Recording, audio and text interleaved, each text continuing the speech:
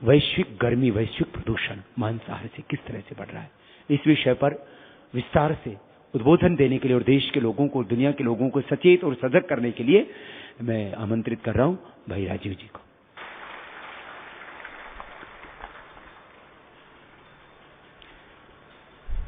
परम पूजनीय स्वामी जी, सभी सम्माननीय बहनों भाइयों, भारत स्वाभिमान के अभियान में बहुत सारे महत्वपूर्ण विषयों को हम उठा रहे हैं। ऐसा ही एक बहुत महत्वपूर्ण विषय हमारे लिए और सारी दुनिया के लिए है ग्लोबल वार्मिंग, वैश्विक गर्मी, सारी दुनिया में बढ़ने वाली गर्मी। आप आजकल अगर समाचार पत्र पढ़ते हो, टेलीविजन पे खबरें देखते हो, तो अक्सर आपने ये शब्द सुना होगा कि सारी दुनिया में अभी गर्मी बढ़ रही है, धीरे धीरे दुनिया और ज्यादा गर्म हो रही है।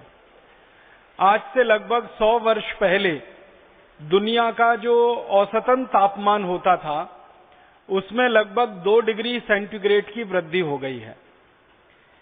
हमारे भारत के और दुनिया के बहुत सारे वैज्ञानिक जो इस विषय पर काम कर रहे हैं, उनका ऐसा मानना है कि अगर इसी रफ्तार से दुनिया चलती रही तो अगले 20 से 25 वर्षों में और अधिक से अधिक सन 2050 तक आते आते सारी दुनिया की गर्मी और ज्यादा लगभग 4 डिग्री सेंटीग्रेड तक बढ़ जाएगी। और अगर ये गर्मी बढ़ गई सारी दुनिया में, तो वैज्ञानिकों का ये कहना है कि उत्तरी ध्रुव पर जो बर्फ जमा है, वो बर्फ बहुत तेजी से पिघलना शुरू हो जाएगी। हमारे भारत देश में जो हिमालय में ग्लेशियर हैं, ये ग्लेशियर पिघलना शुरू हो जाएंगे। अगर उत्तरी ध्रुव की बर्फ पिघलती है और हिमालय के ग्लेशियर पिघलते हैं, तो नदियों में पानी बहुत ज्यादा आएगा। और नदियों में पानी का अगर सतह बढ़ती है, तल बढ़ता है, तो ये बढ़ा हुआ नदियों का पानी अंत में जाके समुद्र में मिलेगा, तो समुद्र में पानी बढ़ जाएगा। और कहा यह जा रहा है कि समुद्र के पानी में थोड़ी सी बढ़ोतरी अगर हो गई, मामूली सी बढ़ोतरी अगर हो गई, समुद्र के पानी में आप कल्पना करिए लगभग 6-7 इंच की वृद्धि अगर हो जाए, वैज्ञानिक तो अनुमान कर रहे हैं कि 12 से 14 इंच की वृद्धि हो सकती है, लेकिन अगर 6 से 7 इंच के समुद्र के पानी के सतह में वृद्धि हो गई, तो आपको बहुत दुख होगा ये जानकर कि दुनिया के बहुत सारे देश उसमें डूब जाएंगे। और दुनिया के देश जो डूबेंगे, उनमें भारत का भी बहुत बड़ा इलाका है जो समुद्र में डूब सकता है। हमारे भारत में आपको मालूम है कि समुद्र के किनारे लगभग 2 लाख गांव हैं संपूर्ण भारत देश में। कर्नाटक में एक बहुत बड़ा इलाका है जो समुद्र के किनारे है। आंध्र प्रदेश का एक बहुत बड़ा क्षेत्र है जो समुद्र के किनारे है। तमिलनाडु का एक बहुत बड़ा क्षेत्र है, समुद्र के किनारे है। केरल का बहुत बड़ा क्षेत्र है, समुद्र के किनारे है। बंगाल का बहुत बड़ा क्षेत्र है, समुद्र के किनारे है। उड़ीसा का बहुत बड़ा क्षेत्र है, समुद्र के किनारे है। भारत में ऐसे लगभग 12 राज्य हैं जिनका कोई न कोई इलाका समुद्र से लगता है। और अगर समुद्र के तल में 5-6 इंच से लेकर 12 से 14 इंच की वृद्धि हो गई, तो भारत के लाखों लाखों गांवों का अस्तित्व खत्म हो सकता है। हमारे देश का जो गोवा है, जो सबसे खूबसूरत राज्यों में गिनती किया जाता है, ये गोवा पूरा समुद्र में डूब सकता है। मुंबई का इलाका पूरा समुद्र में डूब सकता है। केरल का आधे से ज्यादा इलाका समुद्र में डूब सकता है। आंध्र प्रदेश का इलाका समुद्र में डूब सकता है आधे से ज्यादा। उड़ीसा, बंगाल, कर्नाटक, कई राज्यों का काफी इलाका समुद्र में डूब सकता है। अगर संख्या में गिनती करें तो भारत के 2 लाख गांवों के लिए खतरे की घंटी है। भारत के 2 लाख गांवों के अस्तित्व के लिए बहुत बड़ा प्रश्न खड़ा होता है। और ये भारत ही नहीं, दुनिया के कई देशों के लिए खतरे की घंटी है। आपको सुनकर ताज्जुब होगा, हैरानी होगी कि दुनिया में कुछ देश तो ऐसे हैं जो पहले से ही समुद्र के सतह से नीचे बसे हुए हैं, और वहां तो ये खतरा सबसे ज्यादा है। एक छोटा सा देश है यूरोप में, उसका नाम है नीदरलैंड, हॉलैंड। ये देश तो समुद्र के नीचे बसा हुआ देश है, ज्यादातर स्थानों पर आप जब जाते हैं ना, तो वहां लिखा रहता है कि ये समुद्र के तल से इतना फीट ऊपर है, ये समुद्र के तल से इतना मीटर ऊपर है। हॉलैंड में जब जाते हैं तो वहां लिखा रहता है कि ये समुद्र के तल से इतना फीट नीचे है या समुद्र के तल से इतना मीटर नीचे है। तो हॉलैंड जैसे देश जो पहले से ही समुद्र तल के नीचे हैं, उनके अस्तित्व को तो और भी बड़ा खतरा है। अगर ये दुनिया में गर्मी बढ़ती जाए और इस बढ़ती हुई गर्मी से बर्फ पिघलना शुरू हो जाए, उत्तरी ध्रुवों की बर्फ पिघल जाए, भारत के हिमालय क्षेत्र की बर्फ पिघल जाए, तो लाखों गांवों के लिए, हजारों शहरों के लिए खतरा है। और ये गांव और शहरों के लिए खतरा है, उसके साथ साथ मनुष्य जीवन के लिए खतरा है। आप बोलेंगे वो कैसे? जब गर्मी बढ़ती है तो पूरे वातावरण का जो मौसम का चक्र है ना, वो बदल जाता है। सबसे बड़ा बदलाव क्या आता है कि मौसम के चक्र में जितनी गर्मी होनी चाहिए उसी के अनुसार बारिश होती है, जितनी बारिश होनी चाहिए उसी के अनुसार सर्दी होती है, और जितनी सर्दी होनी चाहिए उसके अनुसार फिर गर्मी होती है, और फिर जितनी गर्मी होनी चाहिए उसके अनुसार बारिश होती है। माने गर्मी, सर्दी, बारिश, ये सब एक दूसरे के साथ आंतरिक रूप से बहुत गहराई से जुड़े हुए हैं।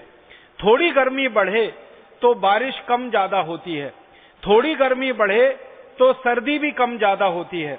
अब बारिश कम ज्यादा हो जाए तो हमारे देश के कृषि उत्पादन पर बहुत बुरा असर पड़ता है। इसी तरह से सर्दी कम ज्यादा हो जाए तो कृषि उत्पादन पर बहुत बुरा असर पड़ता है। मैं एक छोटे से उदाहरण से आपको ये समझाता हूं। सर्दियों का सत्र शुरू हो गया है। ये सर्दियों का सत्र थोड़े दिन चलेगा, लगभग 3 से 4 महीने। अगर इसमें सर्दी आधा डिग्री सेंटीग्रेड भी कम हो जाए, जितनी जरूरत है अगर उतनी सर्दी ना हो, तो आपको सुनकर हैरानी होगी कि गेहूं की फसल नहीं आएगी। गेहूं जो पकता है हमारे देश में दाने के रूप में, वो पकेगा नहीं, फसल पूरी नहीं आएगी, गेहूं का उत्पादन बहुत कम हो जाएगा।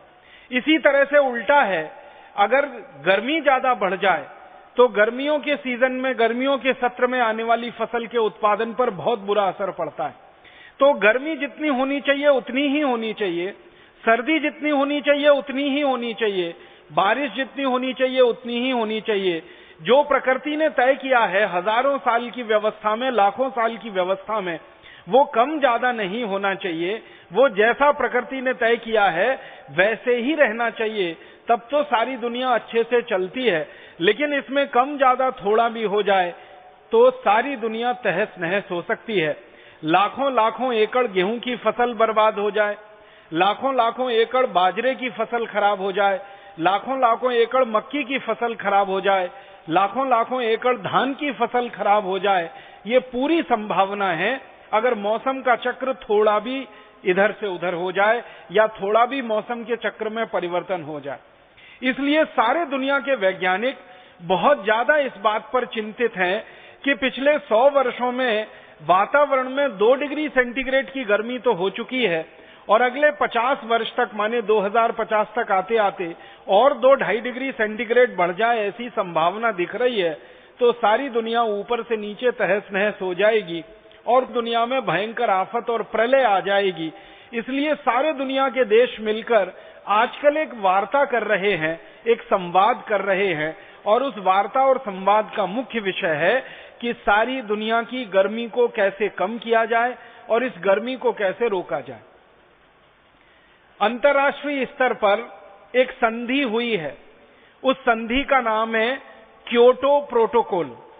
क्योटो एक छोटा सा शहर है जापान नाम के देश में। वहां पर लगभग 4 वर्ष पहले दुनिया के 156 देशों के राष्ट्रपति, प्रधानमंत्री सब लोग इकट्ठे हुए। भारत के भी प्रधानमंत्री गए, अमेरिका के राष्ट्रपति वहां आए, चीन के राष्ट्रपति वहां आए, और दुनिया के सभी 156 देशों के राष्ट्रपति, प्रधानमंत्री वहां एकत्रित हुए। सबने मिलकर आपस में एक फैसला किया, और फैसला ये किया है कि सारी दुनिया में जितनी गर्मी बढ़ रही है उसके कारणों का पता लगाया जाए। जो जो कारण से गर्मी बढ़ रही है उन कारणों को ठीक करने के लिए सारे देश मिलकर प्रयास करें। तो लगभग 4-5 वर्षों से पूरी दुनिया में वैज्ञानिकों के छोटे बड़े दल बने हैं और वो इस बात का अध्ययन कर रहे हैं कि ये जो गर्मी बढ़ रही है इसके सबसे बड़े कारणों में से मुख्य कारण कौन कौन से हैं। तो वैज्ञानिकों ने जो अभ्यास किया अब तक, जो अध्ययन किया है, उसके लिए जो सबसे बड़ा दल बना भारत के वैज्ञानिकों का और दुनिया के वैज्ञानिकों का, उसके अध्यक्ष एक बहुत बड़े वैज्ञानिक बने। उनका नाम है डॉक्टर R.K. पचौरी। उनके नेतृत्व में वैज्ञानिकों का एक बड़ा दल बना। उस दल ने लगभग 4 वर्षों से थोड़े ज्यादा समय अध्ययन किया। अध्ययन करके उन्होंने जो सारी दुनिया को बताया कि गर्मी बढ़ रही है, उसके सबसे बड़े कारणों में से एक कारण है लोगों का जीवन शैली। और लोगों का जीवन शैली में सबसे मुख्य कारण है लोगों के द्वारा मांसाहारी भोजन का उपयोग और उपभोग। हम जानते हैं कि दुनिया में 2 तरह के लोग रहते हैं इस समय। एक तो ऐसे लोग हैं जो जीवन में बचपन से लेकर और उम्र के आखिरी दिन तक शाकाहारी हैं, और एक ऐसे भी लोग हैं दुनिया में जो बचपन से लेकर और उम्र के आखिरी दिन तक मांसाहारी हैं। तो भारत के और दुनिया के वैज्ञानिकों ने जो अध्ययन किया तो पाया कि जो लोगों की जीवन शैली में मांस खाना बहुत ज्यादा है, जो बहुत ज्यादा मांस का उपयोग करते हैं, जो बहुत ज्यादा मांस का उपभोग करते हैं, उनके कारण दुनिया में सबसे ज्यादा गर्मी बढ़ रही है। अगर उस गर्मी के बढ़ने को कोई अंक से निरूपित किया जाए और मैं आपको समझाने के लिए एक सरल अंक का उपयोग करूं, तो ऐसे समझ लीजिए कि दुनिया में 20 कारण हो सकते हैं, 50 कारण हो सकते हैं गर्मी बढ़ने के। उनमें सबसे बड़ा कारण है मांस का उत्पादन और उसका उपभोग। तो मांस का उत्पादन करने वाले जो देश और मांस का उपभोग करने वाले जो देश हैं, वो सबसे ज्यादा गर्मी बढ़ा रहे हैं। अब इस गर्मी बढ़ाने को प्रतिशत में अगर मैं बताने की कोशिश करूं, तो मान लीजिए 100% कुल अंक होते हैं, तो इसमें 25% गर्मी बढ़ रही है, वो मांसाहारी लोगों के जीवन शैली के कारण बढ़ रही है। 18% जो गर्मी बढ़ रही है वो दुनिया में फालतू गाड़ियां चलाने से और बिना जरूरी यात्राएं करने से बढ़ रही है। 25% गर्मी बढ़ रही है मांसाहारी भोजन से, 18% गर्मी बढ़ रही है फालतू के यातायात से, और बची हुई जो गर्मी बढ़ रही है वो बची हुई गर्मी बढ़ रही है प्रदूषण से और औद्योगिक उत्पादन के द्वारा और सेवाओं के द्वारा, और थोड़ा बहुत हिस्सा उसमें खेती और जानवरों के द्वारा। तो कुल मिलाकर गर्मी बढ़ने के इतने सारे कारण हैं। औद्योगिक कारणों में लगभग 18-20 कारण हैं, उनके ज्यादा विस्तार में नहीं जाना चाहता, समय चला जाएगा। तो औद्योगिक उत्पादन को सारी दुनिया में कहा गया कि एक उत्पादन ऐसा जो बहुत जरूरी है लोगों के जीवन को चलाने के लिए, जो आवश्यक उत्पादन है, और एक उत्पादन ऐसा जो बिल्कुल जरूरी नहीं है, लोगों के जीवन को बिना उस उत्पादन के भी चलाया जा सकता है। जैसे मैं एक उदाहरण दूं कि हम खाना खाते हैं, तो खाना खाने के लिए चावल का उत्पादन करना पड़ता है, गेहूं का उत्पादन करना पड़ता है, चने दाल सब्जियों का उत्पादन करना पड़ता है, फलों का उत्पादन करना पड़ता है, हमें सूखे मेवों का उत्पादन करना पड़ता है। तो इस उत्पादन को माना जाता है ये जरूरी उत्पादन है। इसी तरीके से आपको स्नान करना है तो आपको साबुन चाहिए, कपड़े धोने हैं तो आपको वॉशिंग पाउडर, डिटर्जेंट पाउडर चाहिए, आपको अपने जीवन में दैनिक कामों को पूर्ति करने के लिए जो काम में आने वाली चीजों का उत्पादन है वो भी जरूरी माना जाता है। तो दुनिया में 2 तरह का उत्पादन है, एक जरूरी, गैर जरूरी उत्पादन क्या माना जाता है दुनिया में। उदाहरण के लिए आप अपने घर में रेफ्रिजरेटर का इस्तेमाल करते हैं, तो ये रेफ्रिजरेटर का सारी दुनिया में उत्पादन गैर जरूरी माना जाता है। माने अगर रेफ्रिजरेटर ना भी बने तो भी हमारा जीवन चलाया जा सकता है। इसी तरह से एयर कंडीशनर में हम रहते हैं तो एयर कंडीशनर का उत्पादन गैर जरूरी माना जाता है। तो गैर जरूरी उत्पादन में मैंने 2 उदाहरण दिए, रेफ्रिजरेटर है, एयर कंडीशनर है, और जरूरी उत्पादन में मैंने कहा चना, चावल, दाल, मटर आदि आदि चीजें हैं।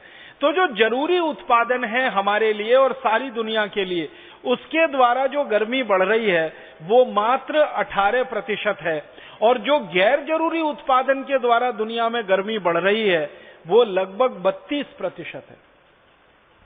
तो 32% गर्मी बढ़ रही है दुनिया में ऐसी वस्तुओं के उत्पादन से जो हमारे और दुनिया के ज्यादा काम की नहीं है, विलासिता की वस्तुएं जिनको हम कह सकते हैं। तो विलासिता की वस्तुओं का उत्पादन करके 32% गर्मी बढ़ रही है, जरूरी वस्तुओं का उत्पादन करके 18% गर्मी बढ़ रही है, 25% अकेली गर्मी बढ़ रही है मांस का उत्पादन करके, और बची हुई जो गर्मी का हिस्सा है वो हमारे फुटकर क्रियाकलापों से बढ़ती रहती है, जिसमें मैंने एक क्रियाकलाप बताया था ट्रांसपोर्टेशन, यातायात। उसमें से एक यातायात जो बहुत जरूरी है और एक यातायात जो बिल्कुल काम का नहीं है, जो गैर जरूरी है। सारे वैज्ञानिकों का ये मानना है कि सबसे ज्यादा अगर गर्मी कम हम कर सकते हैं तो एक ही क्षेत्र में इस समय कम कर सकते हैं, और वो क्षेत्र है मांस के उत्पादन में कमी लाकर और मांस के उपभोग को कम करके सारी दुनिया में गर्मी को कम किया जा सकता है। अगर सारी दुनिया शाकाहारी हो जाए, सारी दुनिया निरामिष हो जाए, सारे दुनिया के लोग मांस खाना बंद कर दें, सारे दुनिया के लोग जानवरों की हत्या करना बंद कर दें, तो सबसे तेजी से गर्मी कम हो सकती है, और वो कुल गर्मी का लगभग 25% है। और फिर आश्चर्य की बात आपको और बताऊं कि अगर मांस उत्पादन खत्म हो जाए सारी दुनिया में और मांस का उपभोग खत्म हो जाए, तो गैर जरूरी जो यातायात की गर्मी है वो भी कम हो जाएगी। क्योंकि आपको सुनकर हैरानी होगी कि जो जरूरी यातायात के लिए डीजल पेट्रोल खर्च होता है, उससे 2.5 गुना ज्यादा गैर जरूरी यातायात के लिए डीजल और पेट्रोल का खर्चा होता है पूरी दुनिया में।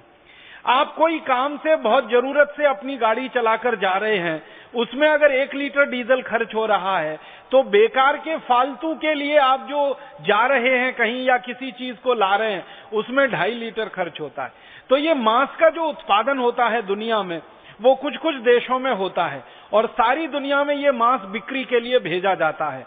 तो मांस का उत्पादन करने के लिए पहले जानवरों को ट्रक में भर भर के किसी मांस के उत्पादन केंद्र तक लाया जाता है, और जानवरों को भर भर के ट्रक में जो लाया जाता है उसमें सबसे ज्यादा डीजल पेट्रोल का खर्चा होता है। फिर उन जानवरों को काट देने के बाद उनका मांस निकाला जाता है, फिर उस मांस को डब्बों में भर भर के दुनिया भर के देशों में बेचने के लिए भेजा जाता है, फिर उसमें फालतू डीजल पेट्रोल का खर्च होता है। एक तो जो यात्रा हो रही है, जानवरों का मांस भर के ले जाया जा रहा है, दूसरा उस मांस को कम तापमान पे रखना पड़ता है ताकि वो जल्दी खराब ना होने पाए, क्योंकि एक देश में मांस का उत्पादन हो रहा है और दूसरे देश में बिक्री के लिए वो जा रहा है। कल्पना करिए कि कनाडा में मांस का उत्पादन हो रहा है और वो भारत में बिक्री के लिए आ रहा है, तो कनाडा से 20,000 मील की दूरी तय करके वो भारत में आएगा, या अमेरिका में मांस उत्पादन हुआ और भारत में आ रहा है, या भारत में मांस उत्पादन हुआ और अमेरिका जा रहा है। तो ये हजारों मील की जो दूरी मांस के लिए तय की जाती है, मांस को एक स्थान से दूसरे स्थान तक ले जाने के लिए, इसमें मांस का लाना ले जाना तो एक बात है, लेकिन मांस को कम तापमान पे रखने के लिए उसको हर समय एयर कंडीशनड स्थिति में रखना पड़ता है। उसमें जो ऊर्जा खर्च होती है वो आने जाने से भी कई गुना ज्यादा होती है। तो वैज्ञानिकों का ये कहना है, सारी दुनिया में, भारत के ही वैज्ञानिक नहीं, सारे दुनिया के वैज्ञानिक अब इस बात पर सहमत हो रहे हैं कि अगर सारी दुनिया के लोग अपनी जीवन शैली को बदल दें, मांस खाना बंद कर दें, मांस का उपभोग बंद कर दें, तो सारी दुनिया की गर्मी 25% कम हो जाएगी, और फालतू जो ट्रांसपोर्टेशन का खर्चा पूरी दुनिया में हो रहा है और उसके कारण जो 32% गर्मी फालतू में बढ़ रही है वो भी कम हो जाएगी। तो 25% एक और 32% एक, दोनों को मिला दो तो लगभग आप कल्पना करो 60% गर्मी तो सीधे कम होती है अगर सारी दुनिया के लोग मांस खाना बंद कर दें और मांसाहारी भोजन का उपभोग करना बंद कर दें। फिर आपके मन में एक तर्क आएगा, और सारी दुनिया के मांस खाने वाले ये तर्क देते हैं कि अच्छा ठीक है, आपकी बात हमने मान ली, भारत स्वाभिमान की बात हमने मान ली, परम पूजनीय स्वामी जी हर समय कहते हैं मांस मत खाओ, उनकी बात हमने मान ली, और सारी दुनिया ने थोड़ी देर के लिए कल्पना करो ये बात मान ली कि मांस नहीं खाएंगे, तो क्या सबके लिए गेहूं है खाने को? क्या सबके लिए चावल है खाने को? क्या इतना कृषि उत्पादन है जो सबका पेट भर सकता है? गेहूं, चावल, चना, दाल, मटर, सब्जियां और फल इतने पैदा होते हैं क्या? दूध इतना पैदा होता है क्या दुनिया में जो सबका पेट भर सकता है? इस विषय को जानने और समझने के लिए मैंने थोड़ा अध्ययन और अभ्यास किया। उसमें से जो आंकड़े निकले हैं और जो जानकारियां निकली हैं वो मैं आपके सामने रखना चाहता हूं, और तब आपको ये बात स्पष्ट हो जाएगी कि अगर सारी दुनिया मांस खाना बंद कर दे तो इस दुनिया में इतना अनाज पैदा हो रहा है कि वो सारी दुनिया के एक एक व्यक्ति का तो पेट भर ही देगा, इसके बराबर की दूसरी दुनिया और पैदा हो जाए तो भी सबका पेट भर देगा। मैं आपको ये आंकड़े से बताने की कोशिश करता हूं। इस समय पूरी दुनिया में 650 करोड़ लोग रहते हैं। भारत में 115 करोड़ लोग हैं, चीन में 140 करोड़ लोग हैं। ये दो देश दुनिया में हैं जो सबसे ज्यादा जनसंख्या वाले हैं। इसके अलावा तीसरा बड़ा देश है अमेरिका, जहां पर लगभग 27 करोड़ हैं। फिर यूरोप के 15 देश हैं, फ्रांस है, जर्मनी है, ब्रिटेन है, हॉलैंड है, स्पेन है, पुर्तगाल है। ये 15 देश मिलाकर इनकी संख्या 30 करोड़ है। फिर अफ्रीका है, फिर लैटिन अमेरिका। सारी दुनिया में लगभग 650 करोड़ लोग हैं। अभी जितना भोजन माने गेहूं, चावल, चना, दाल, मटर, सब्जियां, फल आदि पूरी दुनिया में जो पैदा होता है 650 करोड़ लोगों के लिए तो पर्याप्त है ही। अगर मांस खाना दुनिया में बंद हो जाए और मांस उद्योग पर ताला लग जाए तो जितना भोजन आज पैदा हो रहा है ये 1300 करोड़ लोगों के लिए पर्याप्त हो जाएगा। मैं ये जो कहना चाहता हूं वो ये बात कहना चाहता हूं। अभी तो 650 करोड़ लोग हैं और 650 करोड़ लोग दुनिया में पैदा हो जाएं।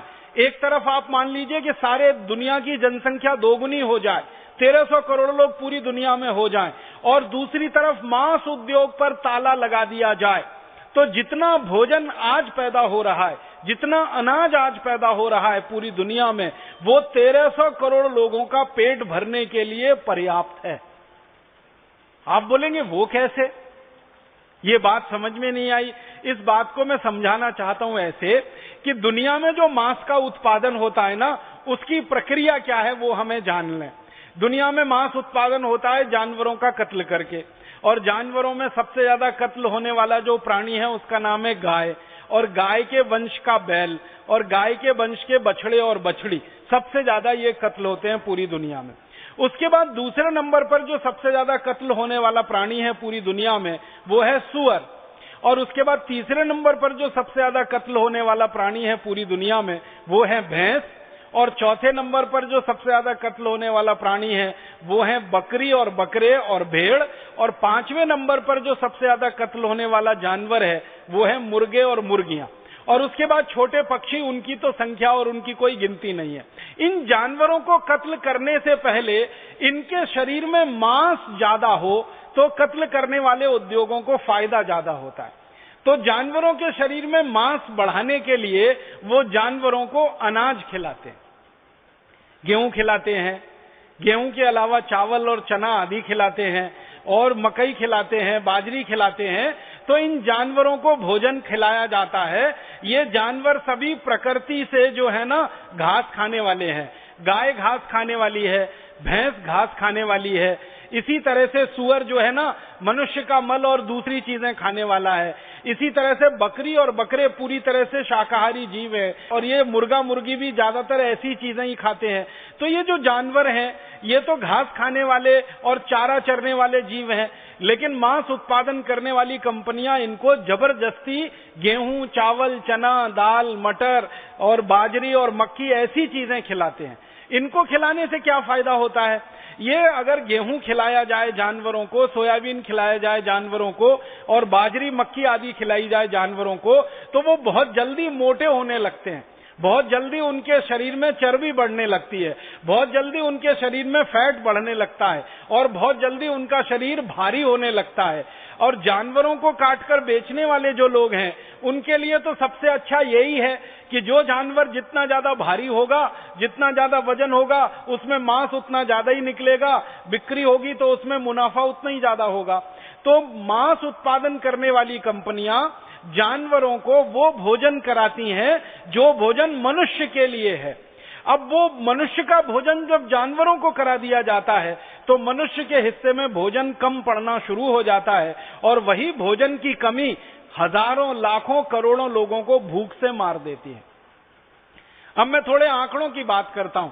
सारी दुनिया के जानवरों को गेहूं है, गेहूं से बनने वाली चीजें हैं, मक्की है, मक्की से बनने वाली चीजें हैं, बाजरी और बाजरी से बनने वाली चीजें हैं, सोयाबीन और सोयाबीन से बनने वाली चीजें हैं। तो जानवरों को कृषि उत्पन्न जो अनाज खिलाया जाता है वो कुल अनाज का लगभग 40% है भारत जैसे देशों में और 70% है अमेरिका जैसे देशों में।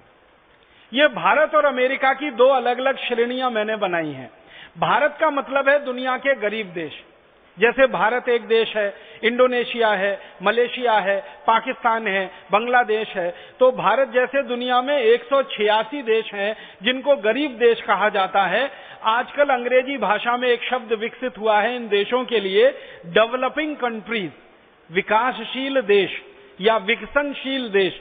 तो भारत और भारत जैसे गरीब देश है, आप समझ लीजिए विकासशील देश। तो 186 देश हैं भारत जैसे। इन सभी देशों में मांस उत्पादन के लिए कुल कृषि उत्पन्न का 40% जानवरों को खिलाया जाता है। अब दूसरी तरफ अमेरिका है, जर्मनी है, फ्रांस है, ब्रिटेन है, कनाडा है और यूरोप के कई सारे देश हैं। इन देशों में कुल कृषि उत्पादन का लगभग 70% जानवरों को खिला दिया जाता है। आप सोचिए, अमेरिका में कुल जितना गेहूं पैदा होता है उस पैदा हुए गेहूं का 70% जानवरों को खिलाया जाता है। क्यों खिलाते हैं? अमेरिका के जानवर गेहूं खाकर, अमेरिका के जानवर सोयाबीन खाकर या कृषि उत्पन्न खाकर जल्दी से मोटे हो जाएं, जल्दी से उनके शरीर में मांस बढ़ जाए, ज्यादा मांस हो जाए, ज्यादा मोटे हो जाए और उनको फिर काटकर उनका मांस दुनिया में बेचकर अमेरिका की मांस बेचने वाली कंपनियां ज्यादा मुनाफा कमाएं। तो आप सोचिए, जो अमीर देश हैं उनके कृषि उत्पादन का 70% जानवर खा जाते हैं। जो गरीब देश हैं वहां मांस उत्पादन के लिए कुल उत्पादन का 40% खिला दिया जाता है जानवरों को। अगर औसत निकाला जाए, 70 और 40 को जोड़ दिया जाए 110 और इसका औसत निकाला जाए तो 55, माने दुनिया में औसतन आधा अनाज जानवरों को खिलाकर उनको मोटा बनाकर फिर उनका मांस कुछ लोग खाते हैं। अगर इस तर्क को सीधा सा समझने की कोशिश करें कि आधे से ज्यादा अनाज पहले हम जानवरों को खिलाएं, उनको मोटा बनाएं, फिर उनका मांस हम खाएं, इससे अच्छा सीधा सीधा ये है कि वो आधा अनाज सीधे ही हम खा जाएं, तो जितनी जनसंख्या की आज पूर्ति हो रही है उससे दोगुनी जनसंख्या की पूर्ति ऐसे ही हो जाए। तो आप बोलेंगे जी जानवर के लिए कहां से आएगा? प्रकृति ने, भगवान ने, परमात्मा ने ऐसी सुंदर व्यवस्था की है कि जहां से आपके लिए भोजन आता है वहीं जानवरों के लिए भी पैदा हो जाता है। उसके लिए अतिरिक्त प्रयास नहीं करना पड़ता। अगर आप खेती करते हैं, किसान हैं, तो आपको मालूम है हम गेहूं पैदा करते हैं तो गेहूं का ऊपर वाला हिस्सा तो हमारे काम आ जाता है खाने के लिए और नीचे का पूरा हिस्सा किसी गाय बैल भैंस के काम आ जाता है खाने के लिए। तो अतिरिक्त कुछ पैदा नहीं करना पड़ता जानवर के लिए। माने मनुष्य के लिए जो कुछ पैदा हो रहा है उसी से जानवर की पूर्ति होती है। हम मक्की का उत्पादन करते हैं, हम बाजरी का उत्पादन करते हैं, तो मक्की और बाजरी के ऊपर का जो हिस्सा है बाल वाला, जो लगभग 1 फीट का होता है, वो तो हमारे काम आ जाएगा और बचा हुआ नीचे का 6-7 फीट का जो हिस्सा है वो तो किसी जानवर के ही काम आने वाला है। तो प्रकृति और परमात्मा ने तो व्यवस्था ऐसी की है कि मनुष्य के लिए कुल उत्पादन जितना चाहिए उससे 6-7 गुना ज्यादा उत्पादन चारे और घास का जानवरों के लिए हो ही जाता है। उसके लिए कोई अतिरिक्त प्रयास नहीं करना पड़ता। इसलिए जानवरों की हमें ये चिंता छोड़ देनी पड़ेगी कि अगर हम उनको अनाज नहीं खिलाएंगे तो उनका पेट कहां से भरेगा। उनका पेट भरने के लिए तो प्रकृति और परमात्मा ने व्यवस्था की हुई है, आप उसकी चिंता मत करिए। आप तो सिर्फ इतनी चिंता करिए कि अपने पेट में ये जानवरों को काट काट कर डालना बंद कर दीजिए, इनका मांस खाना बंद कर दीजिए। सारी दुनिया की व्यवस्था तो बहुत सुंदर और बहुत अच्छे से है।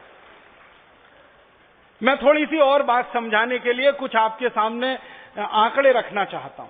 सारी दुनिया में इस समय मांस का जो कुल उत्पादन होता है पूरी दुनिया में, 200 देश हैं कुल मिलाकर, भारत सहित, अमेरिका सहित, कनाडा, जर्मनी जैसे, तो पूरी दुनिया के 200 देशों में कुल मांस का एक साल में उत्पादन होता है 28 करोड़ 50 लाख मीट्रिक टन।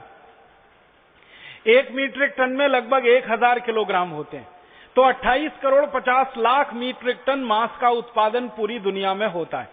इस पूरे के पूरे मांस के उत्पादन को मांस पैदा करने वाली कंपनियां बोल रही हैं कि 2050 तक हम इसको 46 करोड़ 50 लाख मीट्रिक टन कर देंगे उस उत्पादन को। मतलब जो उत्पादन आज हो रहा है उसका लगभग दोगुना वो कर देंगे 2050 तक। इसका मतलब सीधा सा ये है कि मांस उत्पादन करने वाली कंपनियां पूरी दुनिया में ताकत से लगी हुई हैं कि मांस का उत्पादन बढ़े। और ये मांस का उत्पादन तभी बढ़ेगा जब मांस का उपभोग बढ़े, मांस का उपयोग बढ़े, मांस का ज्यादा से ज्यादा लोग उपयोग करें। तो मांस पैदा करने वाली कंपनियां पूरी दुनिया को मांसाहारी बनाने के काम में लग गई हैं और उसके लिए उन्होंने कई तरह के तर्क और कुतर्क विकसित कर लिए हैं और रात दिन वो प्रचार कर रही हैं। उनके विज्ञापन रोज टीवी पर आ रहे हैं। भारत में भी आपने देखा है ना, ये मांस उत्पादन करने वाली कंपनियों का ही विज्ञापन है, संडे हो या मंडे कभी भी खाओ अंडे, आपने देखा होगा। और हमारे देश में मुझे बहुत शर्म आती है, अफसोस होता है कि कई सिनेमा में काम करने वाले एक्टर एक्ट्रेसेस जो निजी जिंदगी में शाकाहारी हैं, वो पैसे के लालच में अंडों का विज्ञापन करते हैं। और हमारे देश के कुछ खिलाड़ी भी हैं, क्रिकेट खेलने वाले खिलाड़ी हैं, अन्य खेल खेलने वाले खिलाड़ी हैं, और हमारे देश के और भी कई ऐसे अच्छे लोग जिनको माना जाता है मीडिया में, वो भी लग गए हैं। तो पूरी दुनिया में मांस का उपभोग बढ़े और मांस का उपयोग बढ़े, इसके लिए कंपनियां करोड़ों करोड़ों रुपए विज्ञापन पे खर्च कर रही हैं। तो अभी 28 करोड़ 50 लाख टन मांस उत्पादन होता है। 2050 तक उम्मीद है कि ये 46 करोड़ टन होगा, अगर वो सफल हो गए तो।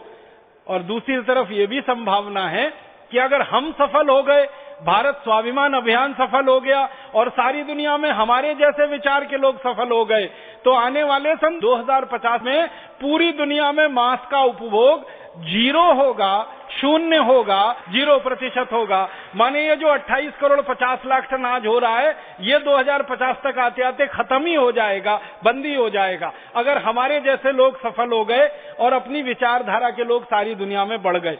तो ये लड़ाई अब देवासुर संग्राम की लड़ाई है।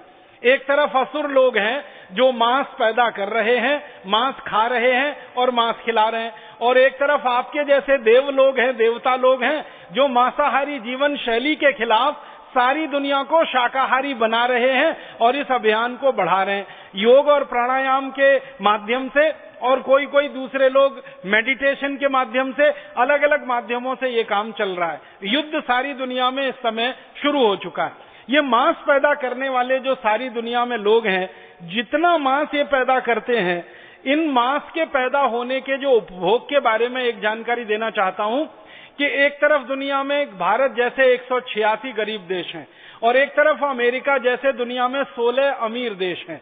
तो 16 अमीर देशों में कुल मांस उत्पादन का 60% खपत होता है और 186 देशों में कुल मांस उत्पादन का मात्र 40% खपत होता है। इसका मतलब बहुत साफ है कि गरीब देश अभी भी बहुत ज्यादा धार्मिक हैं, बहुत ज्यादा नैतिक हैं, गरीब देश अभी भी बहुत ज्यादा सात्विक हैं और गरीब देश अभी भी बहुत ज्यादा पवित्र हैं।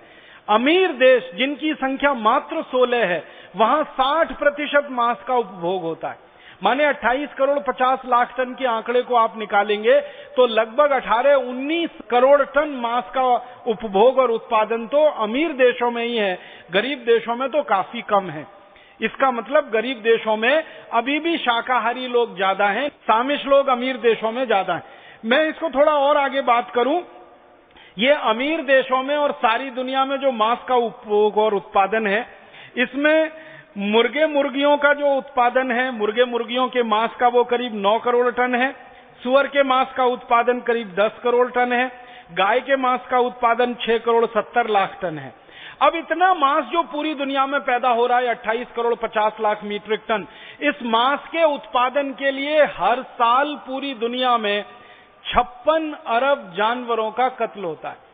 56 अरब जानवरों का माने 5600 करोड़ जानवरों का कत्ल होता है। और ये बड़े जानवर हैं, बड़े जानवर का माने गाय है, बैल है, भैंस है, ये बड़े जानवर हैं, बकरे हैं, बकरियां हैं। मुर्गे हैं, मुर्गियां हैं, वहां तक तो गिनती होती है, सुअर भी इसमें है। उसके नीचे जो छोटे पक्षियों की गिनती है वो अंदाजा लगाया जाता है, उनको गिनना बहुत मुश्किल हो जाता है। तो 5,600 करोड़ निर्दोष जानवरों को, मूक जानवरों को, जिन्होंने दुनिया में कभी किसी का अहित नहीं किया, किसी का नुकसान नहीं किया, ऐसे जानवरों को काट दिया जाता है 28 करोड़ 50 लाख मीट्रिक टन मांस पैदा करने के लिए। इस मांस के उत्पादन में भारत की क्या स्थिति है उसके बारे में भी मैं बताना चाहता हूं। भारत में हर साल मात्र 58 लाख मीट्रिक टन मांस का उत्पादन होता है।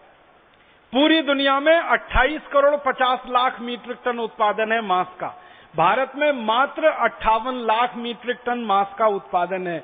माने पूरी दुनिया के अगर प्रतिशत में निकाला जाए तो पूरी दुनिया के मांस के उत्पादन का 10% निकलेगा तो करीब 2 करोड़ 80 लाख निकलेगा, 5% निकलेगा तो करीब 1 करोड़ 40 लाख निकलेगा।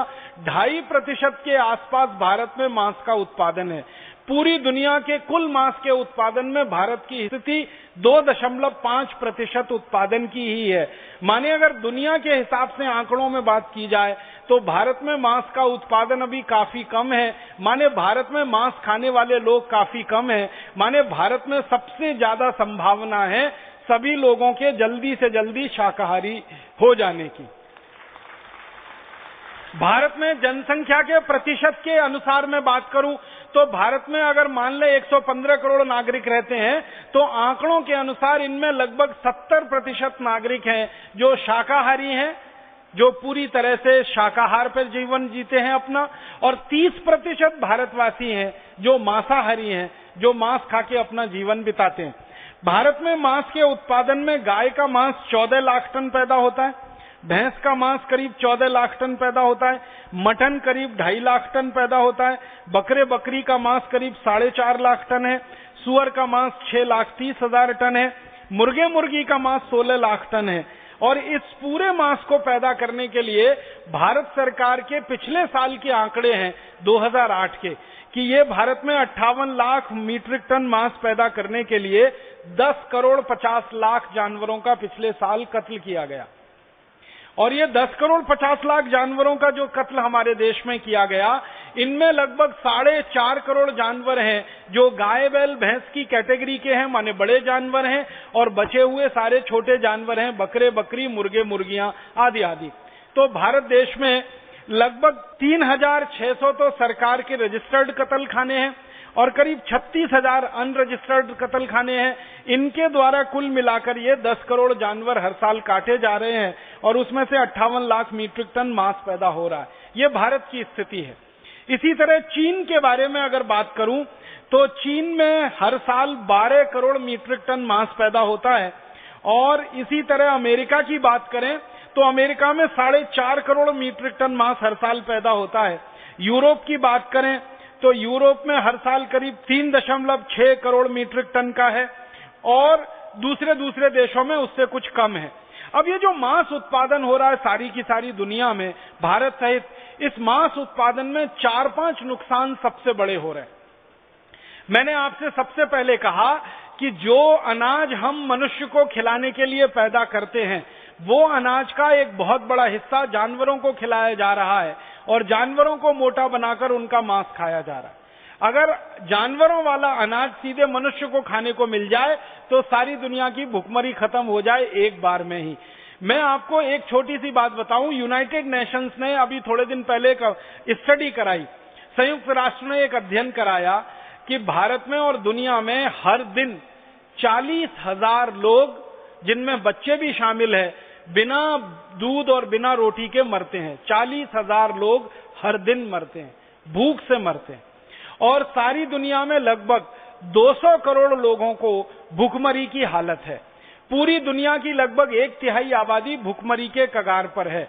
मैंने आपसे कहा था कि 650 करोड़ की पूरी दुनिया है, उसमें 200 करोड़ लोगों को हर समय भूखमरी की हालत रहती है और इनमें से 40,000 लोग हर दिन मर जाते हैं सारी दुनिया में भूख के कारण। अब इतने सारे लोग हर दिन मर रहे हों भूख के कारण, तो इन लोगों की भूखमरी खत्म हो जाए और 200 करोड़ लोगों की भूखमरी हमेशा के लिए खत्म हो जाए, उसके लिए संयुक्त राष्ट्र संघ की संस्था जिनका नाम है food and agricultural organization FAO, उन्होंने एक सर्वेक्षण किया और उनकी रिपोर्ट ये कहती है कि सारी दुनिया के मांस खाने वाले लोग अपने मांस के उपभोग में सिर्फ 10% की कटौती कर दें, सिर्फ 10%।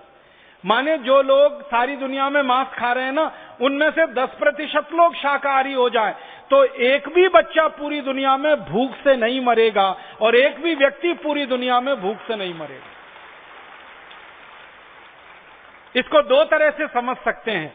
अमेरिका में हर आदमी साल में 165 किलो मांस खा जाता है। चीन में हर आदमी साल में 95 किलो मांस खा जाता है। यूरोप में हर आदमी साल में लगभग 130 किलो मांस खा जाता है, यूरोप और कनाडा मिला के।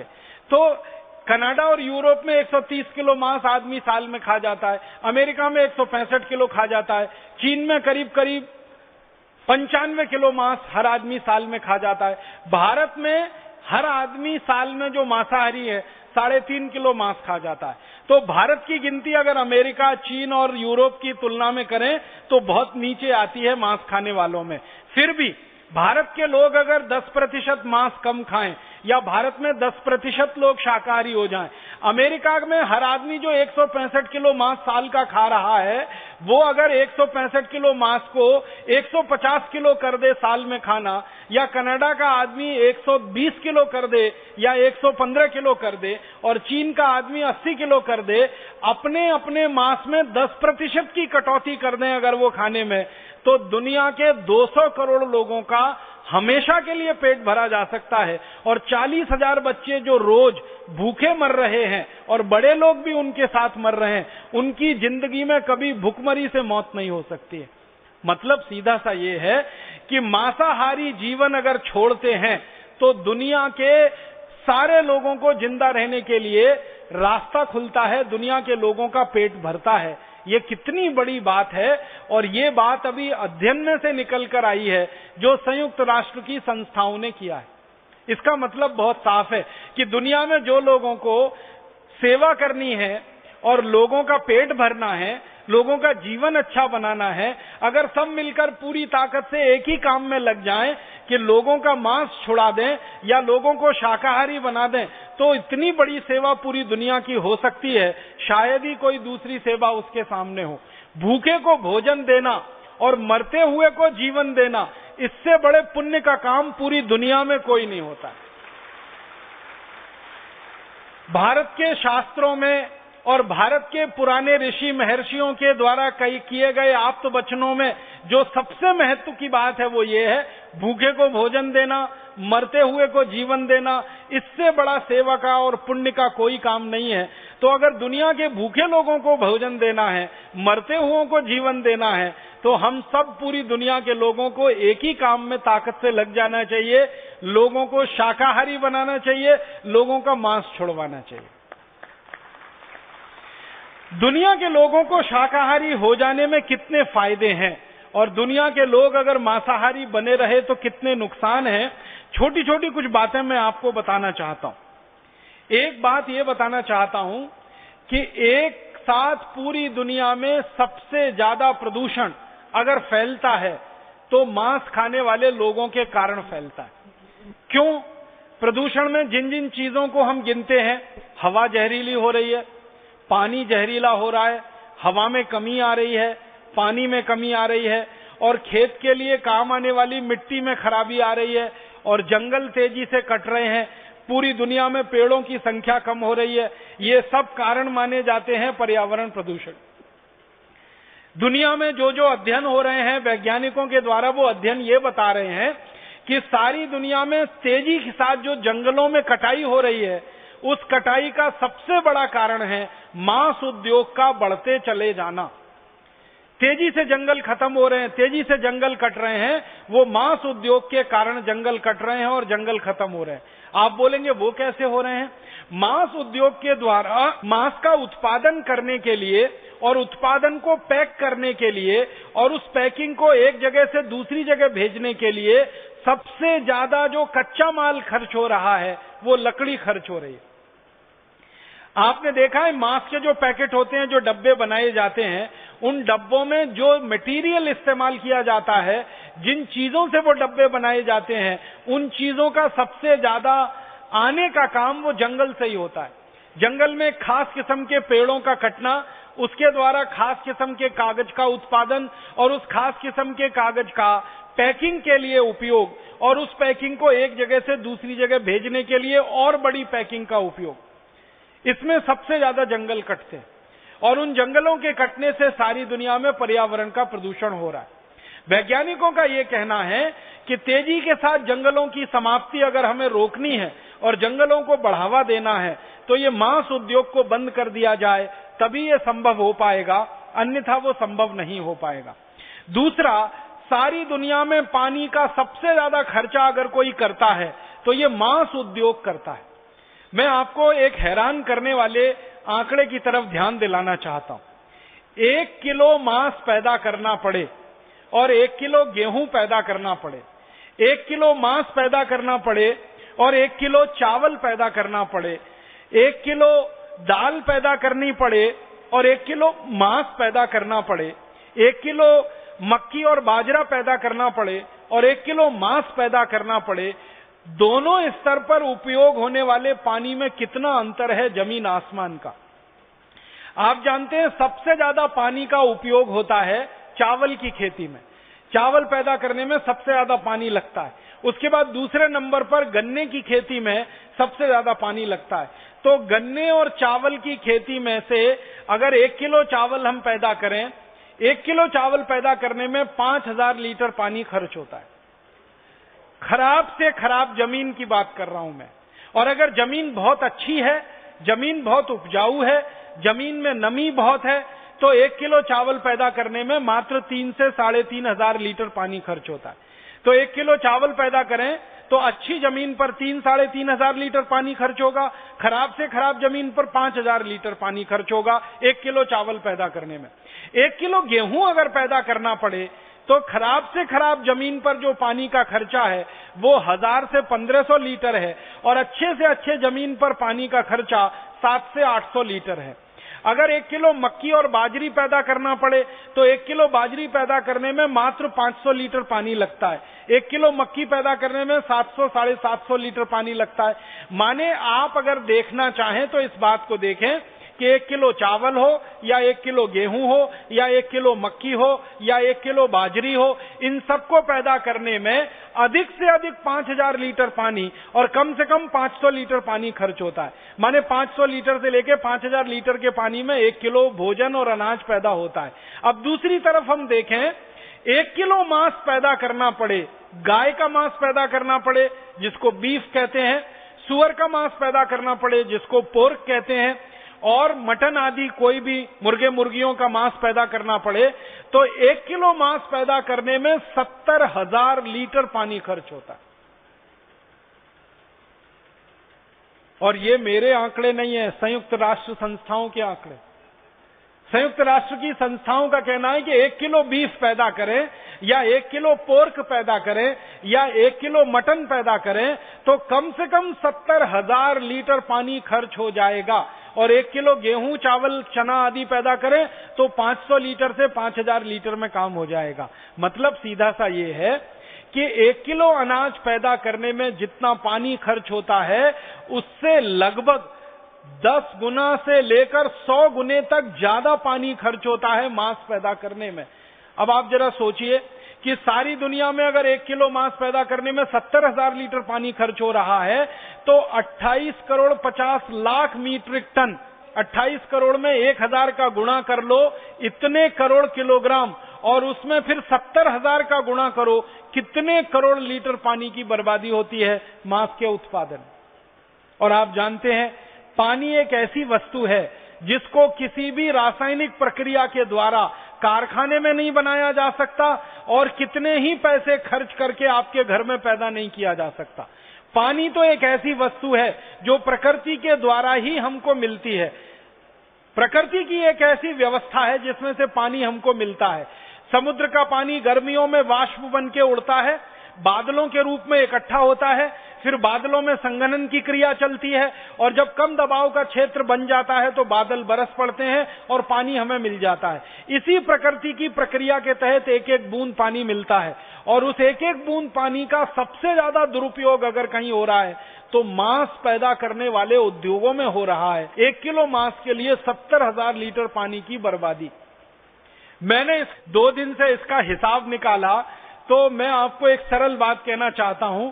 आप अपने बाथरूम में, अपने स्नान घर में नल खोल के खड़े हो जाइए, 7 मिनट तक रोज नहाइए, 6 महीने लगातार नहाइए, उतने दिन में जितना पानी आप खर्च करेंगे उतना पानी 1 किलो मांस पैदा करने में खर्च हो जाएगा। माने एक साधारण आदमी 6 से 7 महीने रोज 6 मिनट अपने ऊपर पानी डाले, शॉवर के द्वारा पानी डाले या बाल्टी और मग से नहाने की कोशिश करे, तो 6 महीने लगातार कोई व्यक्ति नहाने में जितना पानी खर्च करेगा उतना पानी 1 किलो मांस पैदा करने में एक क्षण में खर्च हो जाएगा। इसको एक दूसरे तरह से समझने की कोशिश करें। अच्छे से अच्छा पानी पीने वाला व्यक्ति दिन में 3 लीटर पानी पिए, और एक दिन में अगर वो 3 लीटर पानी पिए तो महीने में 90 लीटर पानी पिए, साल में 900 लीटर पानी पिए या 1000 लीटर पानी पिए, तो साल में एक व्यक्ति 1000 लीटर पानी पिएगा। 70 साल में एक व्यक्ति जितना पानी पिएगा उतना पानी 1 किलो मांस पैदा करने में एक क्षण में खर्च हो जाएगा। आप जरा सोचिए कितना बड़ा अत्याचार हो रहा है दुनिया में कि आप अगर 70 साल जिंदा रहते हैं, एक व्यक्ति जितना पानी का उपभोग करते हैं 70 साल में पीने के लिए, उतने पानी में 1 किलो मांस पैदा होता है। हम 6 महीने नहाने में जितना पानी खराब करते हैं उतना 1 किलो मांस पैदा करने में खर्च हो जाता है। और अगर परिवारों की संख्या गिनना शुरू करें तो मांस उत्पादन करने वाले उद्योग के लिए जितने पानी का खर्चा हो रहा है उतने ही पानी में 20 करोड़ परिवारों का जिंदगी भर के लिए, अगर 100 साल की जिंदगी मानी जाए तो जिंदगी भर के लिए पानी का खर्चा निकल सकता है।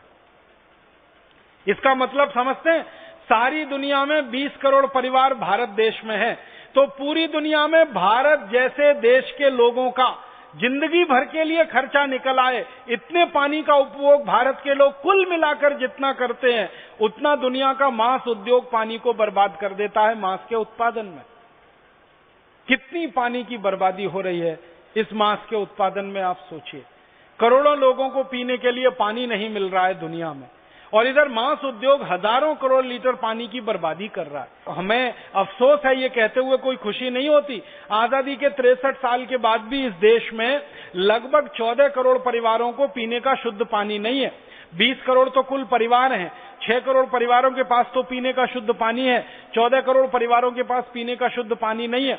14 करोड़ परिवारों की माताओं बहनों को पीने का शुद्ध पानी लेने के लिए अपने अपने घर से 3-3, 4-4 किलोमीटर दूर पैदल जाना पड़ता है, 1 बाल्टी पानी लाना पड़ता है।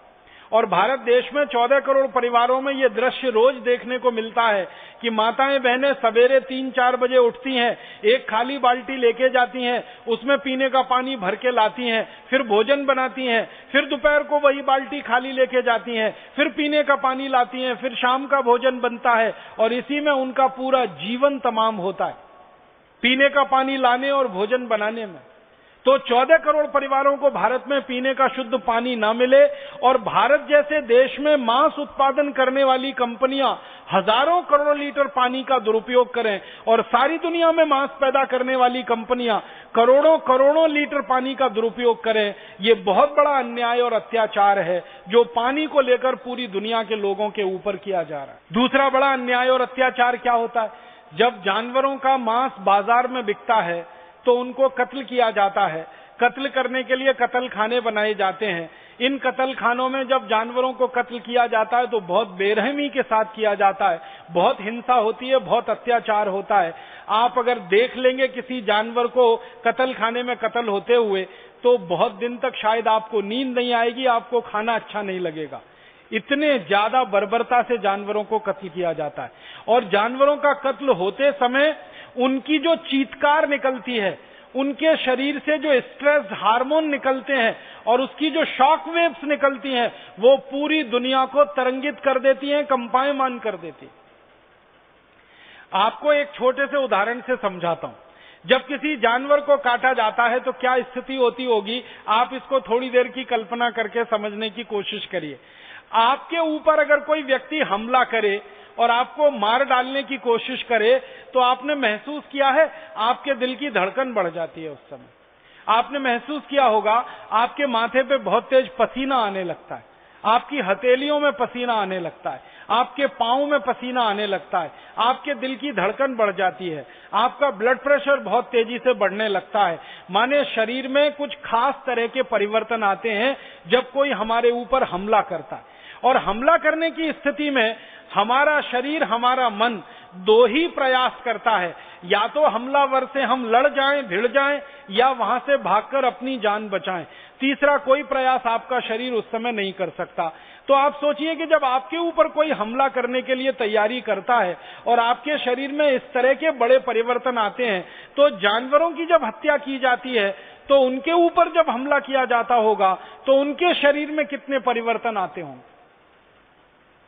कत्ल खानों को अंदर से जिन लोगों ने देखा है, कत्ल खानों के ऊपर जिन लोगों ने फिल्में बनाई हैं, कत्ल खानों के ऊपर जिन लोगों ने वीडियो फिल्में बनाई हैं, वो सारी दुनिया में अभी उपलब्ध हैं। कभी आप चाहें तो आपको भी वो सब दिखाई जा सकती हैं। लेकिन मैंने तो वो फिल्में देखी हैं, मुझे 3-3 दिन नींद नहीं आई है, बहुत सारे दिन तक खाना खाने का दिल नहीं किया है। इसलिए कई बार लगता है कि लोगों को ये हिंसा क्यों दिखाई जाए, क्रूरता क्यों दिखाई जाए। बहुत तकलीफ की स्थिति में जानवरों को काटा जाता है। गाय को जब काटते हैं, भैंस को जब काटते हैं, बैल को जब काटते हैं, ऐसे ही नहीं काट देते एकदम में, धीरे धीरे उनको तड़प तड़प के मरने के लिए मजबूर होने की स्थिति में काटते हैं। पहले तो उनको भूखा रखा जाता है और बार बार भूखा रख के उनके शरीर को कमजोर किया जाता है। फिर इनके ऊपर गर्म पानी की बौछार डाली जाती है और वो गर्म पानी 70 डिग्री सेंटीग्रेड से लेकर 100 डिग्री सेंटीग्रेड तक का होता है। उस गर्म पानी की बौछार में जानवरों का शरीर फूलना शुरू हो जाता है, उसमें सूजन आना शुरू हो जाती है। जब शरीर पूरी तरह से फूल जाता है, गाय बैल भैंस तड़पते रहते हैं, चीखते रहते हैं, चिल्लाते रहते हैं, तब जीवित स्थिति में उनकी खाल को उतारा जाता है और जीवित स्थिति में खाल को उतारकर जो खून इकट्ठा होता है, वो खून भी जीवित स्थिति में इकट्ठा किया जाता है। फिर गर्दन पे एक तरफ छोटा सा कट लगाया जाता है, गर्दन एक तरफ लुढ़क जाती है, फिर उसमें से बल बल बल बल खून निकलना शुरू होता है। तब तक जानवर तड़पता रहता है, अपने को छुड़ाने की कोशिश करता रहता है, लेकिन कसाई उसको पूरी तरह से मार नहीं देते हैं। जब धीरे धीरे स्पंदन कम होते जाते हैं, तब जाके पूरी गर्दन काटी जाती है। फिर उसके पांव अलग से काटे जाते हैं, फिर शरीर का एक एक अंग उसमें से निकाला जाता है। अंदर की अंतड़ियों को खींच के निकालते हैं, बड़ी आंत को खींच के निकालते हैं, छोटी आंत को खींच के निकालते हैं। माने इतनी ज्यादा बर्बरता और क्रूरता के साथ उनको कत्ल किया जाता है। अक्सर ये देखा गया है कि जानवरों में जैसे गाय है, या तो बैल है, या तो भैंस है, या तो सुअर है, या तो मुर्गे मुर्गियां हैं, इनकी गर्दन पर जब एक कट लगा देते हैं, पूरी गर्दन नहीं काटते, तो वो जिंदा रहने के लिए इतना चीखते, तड़पते, चिल्लाते हैं कि कोई उनकी चीख पुकार सुन नहीं सकता, सिवाय उन बहरे कानों के जो रोज उनको काट काट के उनके मांस को डब्बों में पैक करते। बहुत क्रूरता होती है। अब आप क्या समझते हैं, ये जो क्रूरता होती है, इस क्रूरता में जानवरों की जो चीत्कार निकलती है, जो चीखें निकलती हैं, वो पूरे वातावरण में ही घूमती रहती हैं। आज का जो आधुनिक विज्ञान है, उस आधुनिक विज्ञान ने यह सिद्ध किया है कि मरते समय किसी व्यक्ति के मुंह से निकली गई चीख पुकार, वो जानवर हो या व्यक्ति हो, अगर उसको क्रूरता से मारा जाता है, अगर उसको हिंसा से मारा जाता है, तो उसके शरीर से निकलने वाली जो चीख पुकार है, उनको वाइब्रेशंस में, उनको वेव्स की थ्योरी में जब समझाया जाता है, तो स्ट्रेस हार्मोन जो निकलते हैं शरीर से और उनसे जो निगेटिविटी निकलती है, जो निगेटिव वेव्स निकलती हैं, वो पूरे वातावरण को बुरी तरह से प्रभावित करती है। और उस वातावरण पर पड़ने वाले प्रभाव का अन्य सभी मनुष्यों के ऊपर प्रभाव पड़ता है और अन्य सभी मनुष्यों के मन में नकारात्मक भाव ज्यादा से ज्यादा आते हैं। और नकारात्मक भाव जब ज्यादा से ज्यादा लोगों में आते हैं तो हिंसा करने की प्रवृत्ति लोगों में बढ़ती है। तो जानवरों को हिंसा करके जिस तरह से मारा जाता है, उस हिंसा की प्रतिक्रिया सीधे साधे सच्चे भोले भाले लोगों के ऊपर भी बहुत ज्यादा तेजी से होती है। दुनिया के वैज्ञानिक अब इस बात पर सहमत हो रहे हैं कि जानवरों को मारकर जो हिंसा हो रही है और उससे जो शॉक वेव्स निकल रही हैं सारी दुनिया में, ये सीधे साधे भोले भाले स्वस्थ लोगों के मन मस्तिष्क को इतनी ज्यादा प्रभावित कर रही हैं कि लोग बहुत ज्यादा नकारात्मक और हिंसक हो रहे हैं। और नकारात्मकता और हिंसा सारी दुनिया में बढ़ रही है तो अत्याचार और पाप पूरी दुनिया में बढ़ रहा है, वो जानवरों की होने वाली हत्या है। दिल्ली विश्वविद्यालय में 2 प्रोफेसर हैं जिन्होंने पिछले 20 साल इस पर रिसर्च किया और अध्ययन किया है। उनका तो ये दावा है, वो दोनों प्रोफेसर इस देश के, एक का नाम है श्री मदन मोहन और एक दूसरे उनके सहयोगी, बहुत बड़े भौतिक शास्त्री हैं दोनों। भारत सरकार ने उनको पुरस्कार दिया है इस बात के लिए। उनकी फिजिक्स की रिसर्च ये कहती है कि जानवरों को जितना ज्यादा कत्ल किया जाएगा, जानवरों को जितना ज्यादा हिंसा से मारा जाएगा, उतना ही अधिक दुनिया में भूकंप आएंगे, उतने ही अधिक दुनिया में जलजले आएंगे, उतने ही अधिक दुनिया में प्राकृतिक आपदा होगी, उतने ही अधिक दुनिया में संतुलन बिगड़ेगा, असंतुलन बढ़ेगा। ये कोई ज्योतिष व्यक्ति का कहना नहीं है, कोई पाखंडी व्यक्ति का कहना नहीं है। भौतिक शास्त्री इस देश में जिनको भारत सरकार ने पुरस्कार दिया है, प्रोफेसर मदन मोहन, उनकी रिसर्च है, उनकी थीसिस है। 20 साल काम किया उन्होंने इस विषय पर। उन्होंने काम किया कि जहां जहां कत्ल खाने दुनिया में है, भारत में और वहां जाकर उन्होंने रहकर देखा, शॉक वेव्स को उन्होंने एब्जॉर्व किया और उनको नापा, उनको तौला, उनका अभ्यास किया और उन्होंने पाया कि ज्यादा से ज्यादा दुनिया में प्राकृतिक रूप से जो दुर्घटनाएं हो रही हैं, उनका एक बड़ा कारण कत्ल खाने हैं और उनमें से निकलने वाले जानवरों की चीख पुकार है। बहुत बड़ा नुकसान पूरी दुनिया इसमें झेल रही है। और एक बहुत बड़ा नुकसान हो रहा है पूरी दुनिया को। एक तरफ जानवर कट रहे हैं, मनुष्य का खाना जानवरों को खिलाया जा रहा, वो तो है ही। मनुष्य के लिए जो स्थान सुरक्षित है रहने के लिए और जीवन यापन करने के लिए, उस स्थान को जानवरों के लिए आरक्षित किया जा रहा है। क्योंकि ये जो कत्ल खाने बनते हैं, इन कत्ल खानों की जगह 1-2 वर्ग मीटर की नहीं होती, 1-2 वर्ग किलोमीटर की नहीं होती, हजारों वर्ग किलोमीटर में कत्ल खानों के चरागाह बनाए जाते हैं और उनमें रेंच बनाए जाते हैं। जिन स्थानों पर आदमी रह सकता, मनुष्य रह सकता है, ऐसे हजारों किलोमीटर के स्थान जानवरों के बाड़े के रूप में विकसित किए जाते हैं ताकि कत्ल करने वाले जानवरों को वहां विकसित किया जा सके। मैं एक और छोटा सा उदाहरण आपको देना चाहता हूं, कितनी क्रूरता है इस दुनिया में, जो जानवरों की हिंसा करने वाली दुनिया है या अत्याचार करने वाली दुनिया है। गाय के बछड़े का मांस अभी पूरी दुनिया में लोकप्रिय हो रहा है। गाय का मांस तो सारी दुनिया में बीफ के नाम पे खाया जाता है। व्हील नाम पर एक मांस बनता है जो गाय के बछड़े का होता है। ये व्हील मांस यूरोप और अमेरिका में सबसे ज्यादा खाया जाता है। उसके बारे में पता किया जब मैंने, तो मालूम हुआ गाय का बछड़ा या बछड़ी जब पैदा हो जाता है और मात्र 24 घंटे का होता है, तभी उसको उसकी मां से अलग कर दिया जाता है, मात्र 24 घंटे की देरी में।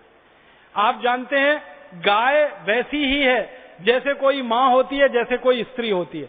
कोई भी स्त्री, कोई भी मां अपने बच्चे को जन्म के तुरंत बाद दूध पिलाती है और उस बच्चे को बड़ा करने के प्रयास में लग जाती है। वैसे ही गाय की भी भावना है कि बच्चे का जन्म होते ही वो अपना दूध बच्चे को पिलाए और उसको बड़ा करे। गाय का दूध पीने से बच्चे में थोड़ी पुष्टि आती है, ताकत आती है, उसकी मांसपेशियों का विकास होता है, उसके शरीर का विकास होता है। एक दिन का भी बच्चा नहीं होता, जन्म लेते ही उसको हटा लिया जाता है। फिर उस बच्चे को ले जाकर एक ऐसे स्थान पर रखा जाता है जहां ना वो खड़ा हो सकता है, ना बैठ सकता है, ना लेट सकता। आप एक ऐसे स्थान की कल्पना करो जहां गाय का बच्चा खड़ा भी ना हो सके, बैठ भी ना सके, लेट भी ना सके। कितना संकुचित और कितना छोटा सा स्थान होगा। वहां ले जाकर एक दिन के गाय के बच्चे को रख दिया जाता है और फिर उसको उतनी ही बेदर्दी से कत्ल किया जाता है जो थोड़ी देर पहले मैं आपसे बता रहा था। एक तरफ गर्दन काट के खून निकालते हैं, पूरी गर्दन एक बार में नहीं काटते, फिर मांस के लिए अलग हिस्सा करते हैं, पांव अलग काटते हैं, एक एक हिस्सा उसका अलग अलग काटते हैं।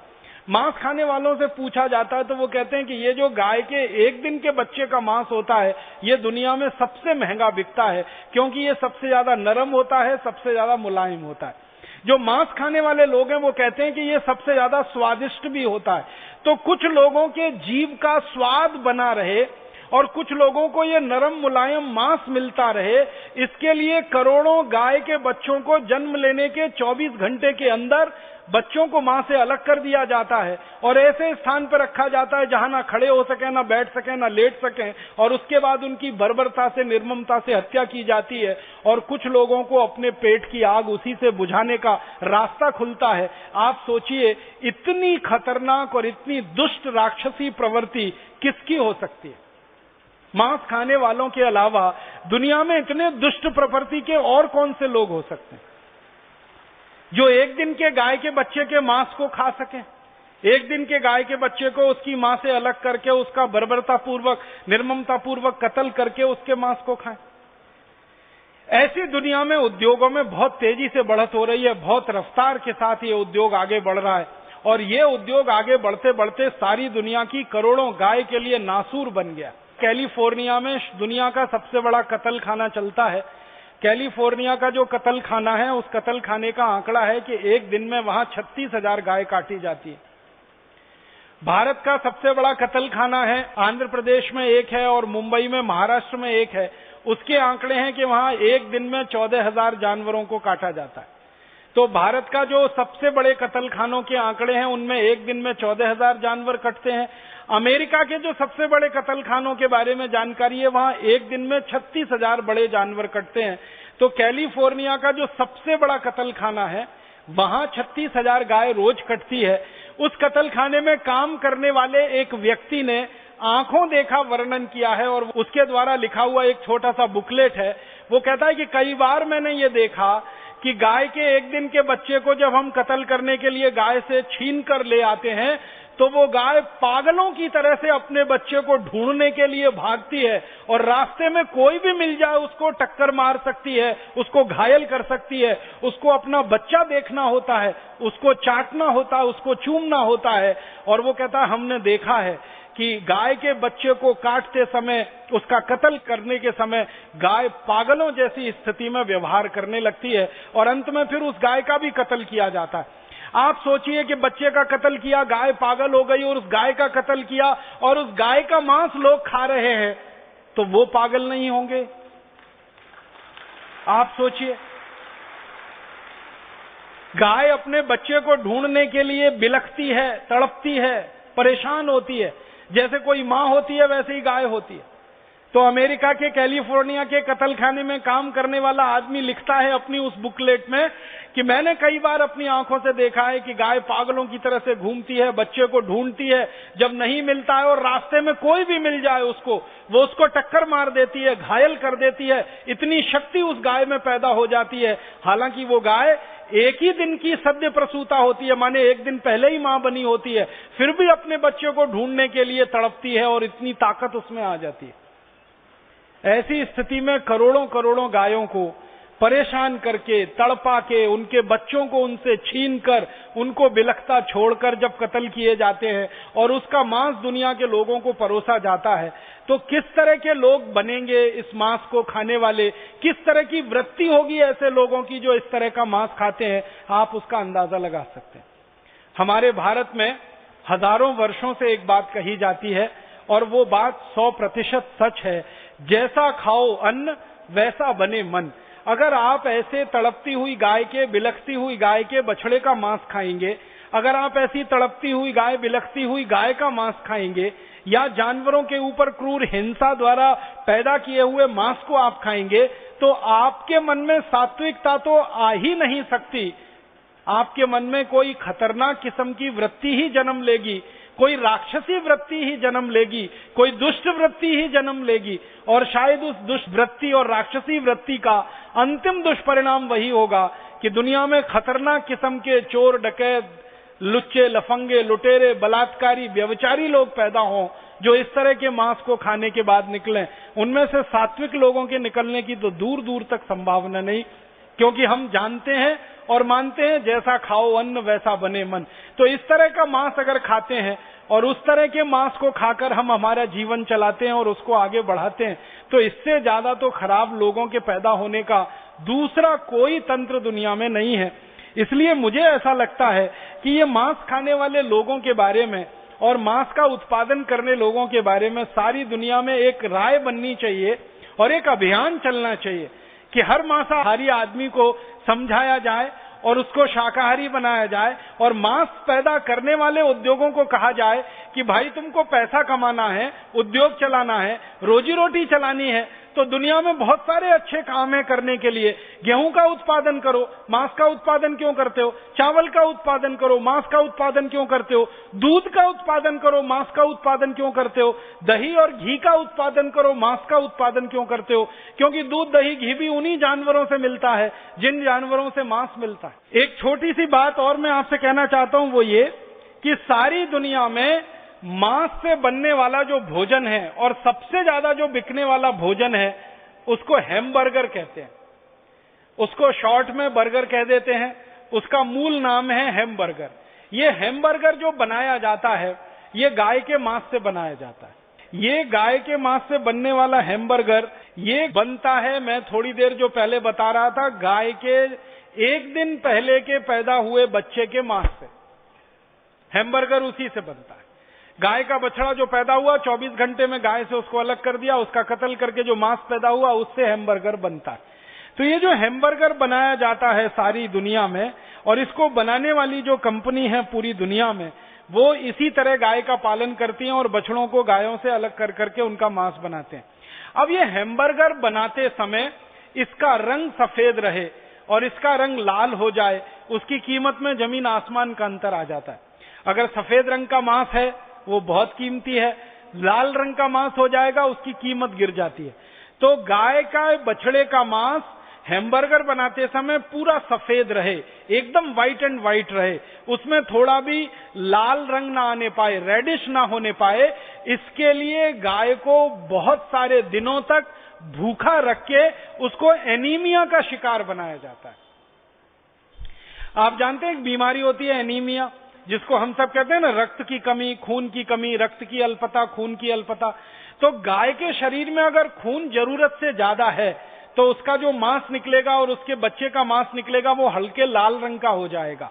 लेकिन हल्के लाल रंग का जो मांस है उसकी कीमत गिर जाती है दुनिया में, वो कम कीमत पे बिकता है। इसलिए ज्यादा कीमत पर मांस बिके गाय के बछड़े का, अधिक कीमत मिले, इसके लिए गाय को एनीमिया नाम की बीमारी का शिकार बनाते हैं, रक्त की अल्पता नाम की बीमारी का शिकार बनाया जाता है। और गाय को इस बीमारी का शिकार बना के उसके बच्चे को इस बीमारी में लाया जाता है। तो गाय जब गर्भवती होती है, मां बनने वाली होती है, तो गर्भ के समय में उसको जो पोषण मिलना चाहिए ताकि उसको रक्त की कमी ना हो, खून की कमी ना हो, जैसे हम हमारे घर में हमारी मां की देखभाल करते हैं जो गर्भवती होती है, और हमेशा ये ध्यान रखा जाता है कि गर्भवती मां को कभी भी रक्त की कमी ना हो, खून की कमी ना हो, इसके लिए डॉक्टर अलग तरह से दवाएं लिखता है, घर वाले भोजन की अलग व्यवस्था करते हैं। ऐसे ही गाय के साथ होता है। लेकिन ये कितने क्रूर लोग हैं, कितने दुष्ट लोग हैं जो मांस का उत्पादन करते हैं पूरी दुनिया में, कि ये हैमबर्गर बनाना है, सफेद रंग का मांस मिले तो ज्यादा अच्छा बनेगा,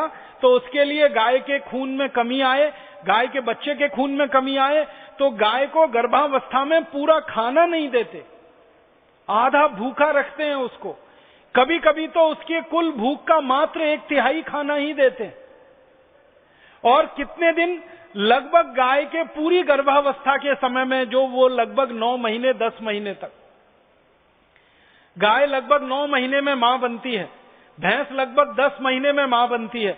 तो गाय को 9 महीने तक लगातार पूरा भोजन ना देकर, कम भोजन देकर, उसकी जरूरत का 1/3 और आधा ही भोजन देकर उसको जिंदा रखा जाता है। और मरने भी ना पाए और ठीक से जिंदा भी ना रहने पाए, ऐसी स्थिति में उसको रख के उसको खून की कमी पैदा की जाती है, और उस खून की कमी में उसका मांस थोड़ा सफेद हो जाता है। आपने देखा है किसी व्यक्ति में खून की कमी हो, किसी मां बहन बेटी को खून की कमी हो ना, तो लगती है कि वो थोड़ी गोरी है। बहुत सारी माताएं बहनें बेटियां जो दिखने में बहुत गोरी लगती हैं, उनका जब रक्त परीक्षण किया जाता है तो पता चला खून की कमी होती है। उनको लगता है कि वो गोरी दिख रही हैं, ज्यादा सफेद दिख रही हैं, या रंग में थोड़ा हल्का पीलापन आया। वास्तविकता जब पता चलती है कि खून की कमी है, शरीर में रक्त की कमी है। तो जब रक्त की कमी होती है तो शरीर में हल्का पीलापन और सफेदी आ जाती है। तो गाय के शरीर में भी खून की कमी लाके उसमें सफेदी और पीलापन लाया जाता है ताकि उसका मांस सफेद निकले, उसके बच्चे का मांस सफेद निकले और उसके बाद फिर उसकी हत्या हो और उसकी हत्या के बाद मांस सारी दुनिया में बेचा जाए। इतनी क्रूरता गाय, बच्चे और जानवरों के साथ मांस का उत्पादन करने वाले लोग करते रहते हैं। और इस क्रूरता में हर दिन अमेरिका में 90,000 गाय कटती है। इस क्रूरता में हर दिन 90,000 गाय इसी क्रूरता के साथ अमेरिका में काटी जाती है। जब हम रात को सोकर सवेरे उठते हैं और 24 घंटे हमारे दिन के बीत जाते हैं, उतनी देर में अमेरिका में 90,000 गाय कट जाती है। भारत में भी आंकड़े बहुत खराब हैं। इस भारत देश में भी हर दिन लगभग 14,000 गाय कट जाती है इसी क्रूरता से। मुझे बहुत अफसोस है ये कहते हुए कि अमेरिका में तो गाय को कत्ल करने के लिए बाकायदा कानून है। अमेरिका में केंद्र स्तर पर कानून है, राज्य स्तर पर कानून है। अमेरिका में 50 राज्य हैं, 50 राज्यों की राज्य सरकारों ने गाय को कत्ल करने के लिए कानून बना रखे हैं। लेकिन भारत में तो 17 राज्य ऐसे हैं जिनकी राज्य सरकारों ने गाय के संरक्षण के लिए कानून बना रखे हैं। गाय का कत्ल नहीं होना चाहिए, इसके लिए कानून बना रखे हैं। फिर भी भारत के उन 17 राज्यों में रोज गाय कटती है और रोज कटने वाले गाय की संख्या इस समय 14,000 के आसपास है। अमेरिका में हर साल लगभग 1,000 करोड़ जानवर कटते। हर साल 1,000 करोड़ जानवर कटते। इसी तरह यूरोप के देशों में हर साल करीब 700 करोड़ जानवर कटते। इसी तरह चीन में हर साल लगभग 350 से 400 करोड़ के आसपास जानवर कटते हैं और भारत में हर साल मैंने आपसे कहा करीब 10 करोड़ जानवर कटते हैं। सारी दुनिया में ये कटने वाले जानवरों की संख्या लगातार बढ़े और इसकी वृद्धि हो, इसके लिए मांस उत्पादन करने वाली कंपनियां लगी हुई हैं। सारी दुनिया में सबसे ज्यादा शोध हुई है पिछले 50 साल में इस विषय पर कि शाकाहारी जीवन अच्छा या मांसाहारी जीवन अच्छा। दुनिया के सभी वैज्ञानिकों ने और डॉक्टरों ने यह बताया है, अमेरिका के भी वैज्ञानिक, यूरोप के भी वैज्ञानिक, भारत के भी वैज्ञानिक, चीन के और लैटिन अमेरिका के दुनिया के सभी क्षेत्रों के वैज्ञानिक इस बात पर सहमत हैं कि शाकाहारी व्यक्ति ज्यादा स्वस्थ होता है, मांसाहारी व्यक्ति हमेशा बीमार रहता है और हमेशा तकलीफों में रहता है।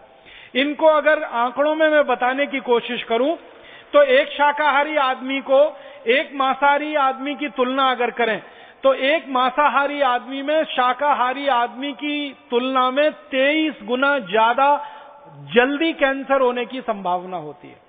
इसको ऐसे समझने की कोशिश करें कि एक साधारण आदमी में अगर साल भर में कैंसर विकसित होने की संभावना है तो मांसाहारी आदमी में उससे 23 गुना कम समय में कैंसर होने और विकसित होने की संभावना। इसको और सरल भाषा में समझाऊं, एक शाकाहारी आदमी को 23 साल में अगर कैंसर होगा तो एक मांसाहारी आदमी को 1 साल में ही हो जाएगा और मरने की संभावना उसकी 1 साल में ही पैदा हो जाएगी। मतलब इसको ऐसे कहें कि शाकाहारी आदमी 23 साल ज्यादा जिंदा रहेगा, मांसाहारी आदमी उससे 23 साल पहले मरेगा कैंसर की स्थिति में। इसी तरह से डायबिटीज है और हार्ट अटैक है। डायबिटीज और हार्ट अटैक के बारे में सारी दुनिया के वैज्ञानिकों का यह कहना है कि जो शाकाहारी आदमी है उससे 40 गुना ज्यादा संभावना है मांसाहारी आदमी के डायबिटिक होने की और उसके हार्ट अटैक आकर मर जाने की। इसी तरह से अन्य बीमारियां हैं, जोड़ों का दर्द है, घुटनों का दर्द है, अर्थराइटिस है, ऑस्टियोआर्थराइटिस है, मोटापा है, फैटी होना है, ओबेसिटी होना है। इसकी संभावना तो कई 100 गुना ज्यादा है मांसाहारी लोगों में शाकाहारी की तुलना में। सारे दुनिया के वैज्ञानिक इस बात पर सहमत हैं कि शाकाहारी जीवन ही स्वस्थ जीवन है और शाकाहारी जीवन को जीकर ही आप ज्यादा दिन जिंदा रह सकते हैं। मांसाहारी होकर तो बहुत जल्दी बीमार पड़ेंगे और मरेंगे। इसमें संभावनाएं क्या क्या है? जो मांसाहारी लोगों के बारे में वैज्ञानिकों का कहना है वो ये कि जो मांस उत्पन्न हो रहा है वो बहुत ही खराब तरीके से होता है। सबसे बड़ा खराब तरीका कि जानवरों को जहां पाला जाता है और रखा जाता है वो जगह बहुत छोटी होती है और जानवर उसमें ज्यादा भरे जाते हैं। और छोटी जगह में ज्यादा जानवरों को जब भरा जाता है तो जानवरों के आपस में जो तनाव की स्थिति पैदा होती है, अक्सर जो सुअर का मांस पैदा करने वाली कंपनियां है ना, उनके जो बाड़े होते हैं उनको अंग्रेजी में रेंच कहते हैं। तो सुअरों के जो रेंच होते हैं उसमें हर सूअर दूसरे की पूंछ काट लेता है, क्योंकि वो तनाव में रहता है हमेशा।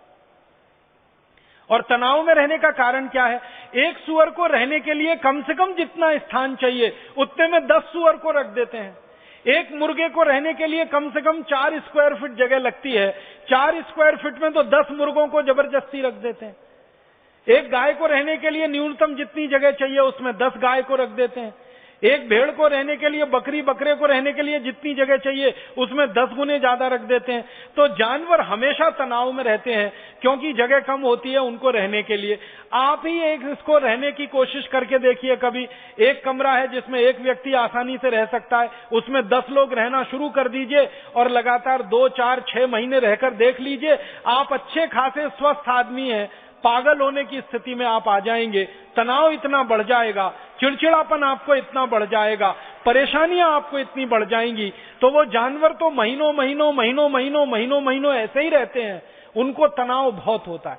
और तनाव के समय में उनके शरीर में तनाव पैदा करने वाले हार्मोन्स बहुत निकलते हैं। स्ट्रेस हार्मोन का सबसे ज्यादा सीक्रेशन उनके शरीर में उस समय होता है। और उसी समय जब उनको काटा जाता है तो भय और उनको होता है, डर और उनको होता है। तो डर और भय की स्थिति में जब जानवर काटे जाते हैं तो उनके खून में वो सारे के सारे निगेटिव हार्मोन्स या स्ट्रेस हार्मोन, जो तनाव देने वाले हार्मोन है, वो रहते हैं। और थोड़े बहुत मांस में भी रहते होंगे, मांसपेशियों में भी रहते होंगे।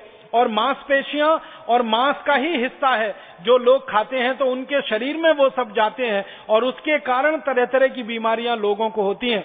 इसलिए दुनिया में कहा गया है कि मांसाहारी लोगों को शाकाहारी लोगों की तुलना में ज्यादा बीमारियां होती हैं और उनके मरने की सबसे जल्दी संभावना होती है। इसके अलावा दुनिया में और एक महत्व की बात देखी गई है, वो ये कि जो शाकाहारी लोग हैं उनमें दया, प्रेम, करुणा ये सबसे ज्यादा तीव्र गति से और सबसे उच्च स्थिति में मिलती है। सारी दुनिया में कई जगह अभ्यास किया गया, कई जगह अध्ययन किया गया, अलग अलग समूह बनाकर, एक तरफ मांसाहारी लोग हैं, एक तरफ शाकाहारी लोग हैं। तो देखा यह गया कि जो शाकाहारी लोग हैं उनमें दया है, उनमें प्रेम है, उनमें करुणा है, उनमें वात्सल्य है, उसमें ममता है, उसमें ममत्व है। सब तरह के मानवीय गुण सबसे ज्यादा शाकाहारी लोगों में है। और हिंसा है, हिंसा के साथ साथ चोरी, चपाटी, डकैती, बलात्कार की भावना, एक दूसरे को दुष्टता के स्तर पर देखने की भावना, एक दूसरे को नुकसान पहुंचाने की भावना, ये सबसे ज्यादा देखी गई है मांसाहारी लोगों में होती है। और दुनिया में हम देख भी रहे हैं कि इस समय जो हिंसा का सबसे बड़ा दौर चल रहा है पूरी दुनिया में, जहां सबसे ज्यादा हिंसा हो रही है पूरी दुनिया में, आप ध्यान दीजिए वो सारा का सारा इलाका मांसाहारी लोगों का है। और मांसाहारी लोगों के इलाके में होने वाली जो हिंसा है वो जल्दी खत्म नहीं होती है। 10, 20, 50 साल नहीं, सैकड़ों साल वो हिंसा चलती है और इस हिंसा में से प्रतिहिंसा चलती है और वो पूरा इलाका हमेशा के लिए अशांत और अशांति में डूब जाता है। दुनिया में जहां शाकाहार बहुत ज्यादा है उन देशों में आप देख लो काफी शांति मिलेगी। मैंने ये देखा इस अध्ययन में कि जो शाकाहारी लोग हैं वो गरीब हैं, भुखमरी के शिकार हैं, उनमें कुछ महामारियां भी हो सकती हैं, लेकिन सबसे ज्यादा शांति उन्हीं के इलाके में है जहां सबसे ज्यादा शाकाहारी लोग हैं पूरी दुनिया। और जहां मांसाहारी लोग हैं उनमें अमीरी हो सकती है, उनमें अमीरी है, उनमें समृद्धि है, उनमें संपत्ति है, लेकिन सबसे ज्यादा हिंसा उनके बीच में है और मानसिक हिंसा सबसे ज्यादा है, सबसे ज्यादा अशांति उनके बीच में। दुनिया में जिन देशों में मांस सबसे ज्यादा खाया जाता है वहां मानसिक रोगी सबसे ज्यादा है। एक छोटे से देश की कहानी बताता हूं। स्पेन नाम का एक देश है और स्वीडन नाम का एक देश है। स्वीडन को दुनिया में कहा जाता है सबसे ज्यादा अमीर देश है। स्वीडन को कहा जाता है वहां विकास का मानदंड सबसे ऊंचा है। परम पूजनीय स्वामी जी थोड़ी देर पहले अपने व्याख्यान में कह रहे थे ना कि संयुक्त राष्ट्र की जो रिपोर्ट बनती है मानवीय विकास की सूचकांक रिपोर्ट, उसमें स्वीडन हमेशा नंबर 1 पर रहता है, भारत हमेशा 136 नंबर पर रहता है। स्वीडन के बारे में कहा जाता है कि वहां के लोगों को कोई दुख नहीं है, कोई तकलीफ नहीं है, कोई परेशानी नहीं है, उनके यहाँ भ्रष्टाचार नहीं है, उनके यहाँ मारामारी नहीं है, उनके यहाँ वगैरह वगैरह बहुत सारे दुख नहीं है। उस स्वीडन के बारे में अभी मैं थोड़ा अभ्यास कर रहा था, यही शाकाहार मांसाहार के हिसाब से। तो स्वीडन है तो छोटा सा देश, लेकिन मांस सबसे ज्यादा खाया जाता है और मांस का उपभोग सबसे ज्यादा है। तो स्वीडन के कुछ डॉक्टरों ने और वैज्ञानिकों ने एक अध्ययन किया, वो इस बात के लिए कि स्वीडन की सड़कें दुनिया में सबसे अच्छी हैं, सबसे अच्छी सड़कें हैं पूरी दुनिया में स्वीडन में है। ऐसा कहा जाता है कि स्वीडन की सड़कें हैं वो रबर की सड़कें हैं। जैसे आप रबर की सड़क पर चल रहे हैं तो स्वीडन की सड़कें इतनी अच्छी हैं। लेकिन स्वीडन के वैज्ञानिकों का कहना है कि सबसे ज्यादा दुनिया में पीठ दर्द के मरीज अगर कहीं हैं तो वो स्वीडन में ही है। जिनकी सड़कें सबसे अच्छी हैं, जहां पर गाड़ी ऐसे चलती है जैसे पानी में मछली फिसलती हो, वहां के लोगों के पीठ में दर्द क्यों होना चाहिए? भारत जैसे देश की सड़कों के बारे में ये कहा जाए तो समझ में आता है, क्योंकि भारत में तो सड़कें कम है, खड्डे ज्यादा हैं। यहाँ तो सड़क के बीच में खड्डे नहीं है, खड्डों के बीच में से सड़क निकलती है। यहाँ के लोगों के पीठ में दर्द हो तो समझ में आता है पूरी दुनिया में सबसे ज्यादा। लेकिन स्वीडन के लोगों के पीठ में सबसे ज्यादा दर्द क्यों है?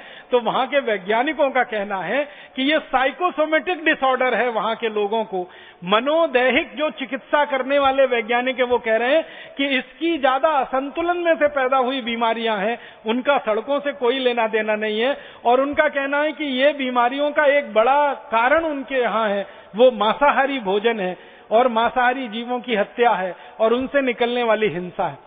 तो ये अभी अध्ययन सारी दुनिया में हो रहे हैं और बता रहे हैं कि कैंसर ज्यादा हो रहे हैं, डायबिटीज ज्यादा हो रही है, हार्ट अटैक ज्यादा हो रहे हैं, ब्रेन हेमरेज ज्यादा हो रहे हैं, कोलेस्ट्रॉल ज्यादा बढ़ रहा है, मोटापा ज्यादा बढ़ रहा है, हमारे घुटनों के दर्द, कमर के दर्द, कंधों के दर्द ज्यादा बढ़ रहे हैं मांसाहारी लोगों को। तो हम क्यों फालतू में इस दुनिया में जाएं, मांस खाने वाले बने? इसलिए मेरा आप सभी से एक विनम्र निवेदन है। मैं तो ये मान के आपसे ये बात कह रहा हूं कि हम में से तो शायद ही कोई भारत स्वाभिमान का कार्यकर्ता होगा जो मांसाहारी अब तक बचा होगा, अन्यथा तो वो शाकाहारी हो गया होगा। प्राणायाम करते करते, योग करते करते, बार बार आस्था चैनल पर परम पूजनीय स्वामी जी का व्याख्यान सुनते सुनते अब तक तो सभी भारत स्वाभिमान के जो कार्यकर्ता हैं, भारत स्वाभिमानी हैं, वो सब शाकाहारी हो गए होंगे। लेकिन गलती से कोई एक आध बच गया है तो अब हो जाना चाहिए, उसको बहुत जल्दी से जल्दी शाकाहारी हो जाना चाहिए, उसको मांसाहारी रहना ही नहीं चाहिए। अभी कई बार ये मांसाहारी लोग एक कुतर्क देते हैं, वो ये देते हैं कि मांस में प्रोटीन ज्यादा मिलती है और प्रोटीन का दूसरा हमारे पास कौन सा स्रोत है अगर हम मांस नहीं खाएं तो? आपको सुनकर ताज्जुब होगा और हैरानी होगी कि मांस में जितनी प्रोटीन मिलती है लगभग उतनी ही और उससे थोड़ी ज्यादा प्रोटीन हमको दालों में मिलती है। अगर आप 1 किलो मांस खाते हैं और 1 किलो मांस में जितनी प्रोटीन आपको मिलने वाली है उससे ज्यादा प्रोटीन 1 किलो मूंग की दाल खा लो, उसमें मिल जाएगी आपको। 1 लीटर दूध पी लो, उसमें उससे ज्यादा प्रोटीन आपको मिल जाएगी। और 1 लीटर जो है ना, अगर आपको कैल्शियम चाहिए और कैल्शियम के साथ साथ दूसरे माइक्रो न्यूट्रिएंट्स चाहिए तो 1 किलो मांस खाने से अच्छा है 1 लीटर गन्ने का रस पी लो, 1 लीटर संतरे का रस पी लो, 1 लीटर मौसम्मी का रस पी लो, गाजर का रस पी लो, टमाटर का रस पी लो। मांस से तो कई गुना सस्ता है और कैल्शियम देने में मांस से ज्यादा आगे है, प्रोटीन देने में आगे है, हजम बहुत जल्दी हो जाता है, पाचन उसका बहुत जल्दी हो जाता है। तो 1 किलो मांस खाने से अच्छा 1 किलो दूध पीना, 1 किलो मांस खाने से अच्छा 1 किलो दाल खाना, 1 किलो मांस खाने से अच्छा 1 लीटर जूस पी लेना। हर स्थिति में शाकाहारी भोजन मांसाहारी भोजन से क्वालिटी में बहुत अच्छा है और कीमत में बहुत सस्ता है।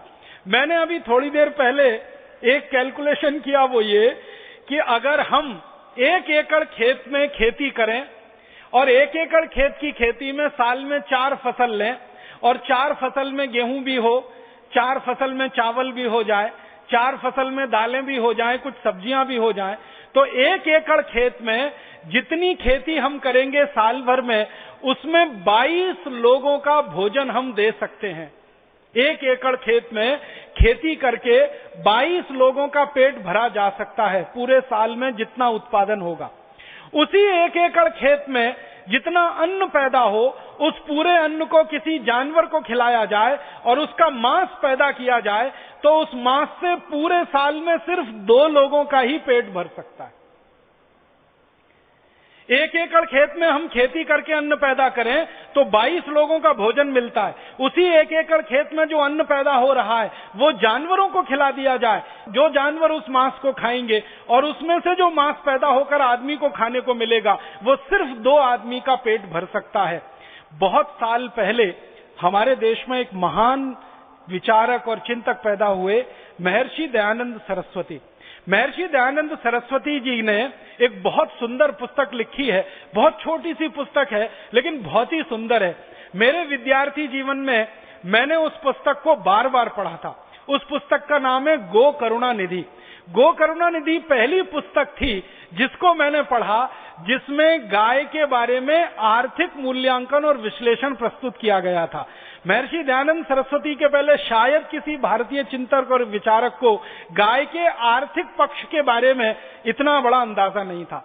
तो महर्षि दयानंद जी ने भी यही लिखा है कि एक गाय को काटकर उसका मांस खिलाओ तो बहुत मामूली से थोड़े से लोगों का जीवन चल सकता है, लेकिन उसी गाय को जिंदा रखो और उसके दूध का और दूध के अलावा दूसरी वस्तुओं का उपयोग करो तो उससे कई गुना ज्यादा लोगों का जीवन चलाने का रास्ता खुलता है। तो महर्षि दयानंद सरस्वती ने जो बात 1870 के पहले कभी समझी, सोची और लिखी, वो बात अभी 2009 में भी उतनी ही खरी और सत्य है और उतनी ही प्रामाणिक है जो आज से वो लगभग 140-145 साल पहले थी और इतनी ही प्रासंगिक है। तो हम तो सब महर्षि दयानंद के पुत्र हैं, हम तो सब महर्षि दयानंद के मार्गी हैं, हम तो सब उनकी शिक्षाओं को लेकर अपने जीवन में आगे बढ़ने और चलने वाले लोग हैं। हम तो सब महर्षि दयानंद जैसे महान महान विचारक और महापुरुषों के द्वारा जो दी गई शिक्षाएं हैं उनको अपने जीवन में धारण करके आगे बढ़ने वाले लोग हैं। हम तो भगवान राम के, भगवान कृष्ण के वंशज हैं। हम तो भगवान महावीर, महात्मा बुद्ध के वंशज हैं। भगवान महावीर का तो सारा जीवन ही दया, प्रेम, करुणा की शिक्षा देने में और लोगों को शाकाहारी बनाने में ही बीता है। 2500 साल पहले उन्होंने जो कुछ कहा अहिंसा के लिए, सत्य के लिए, अपरिग्रह के लिए, वो सब 2500 साल बाद भी उतना ही प्रासंगिक है और महत्वपूर्ण है। तो भगवान महावीर की शिक्षाएं हो, महात्मा बुद्ध की शिक्षाएं हो, या हमारे देश में महर्षि दयानंद की शिक्षाएं हो, या महात्मा गांधी जैसे लोगों, विचारकों की शिक्षाएं हो, इन सबके आदर्शों को लेकर हम तो चलने वाले लोग हैं। भारत स्वाभिमानी है हम सब। तो मुझे लगता है कि हमको तो जल्दी से जल्दी इस रास्ते पे चलकर दूसरों को तेजी से शाकाहारी बनाने के लिए काम में लग जाना चाहिए, ताकि भारत की जो 30% आबादी गलती से, अज्ञान से मांसाहार की तरफ बढ़ गई है।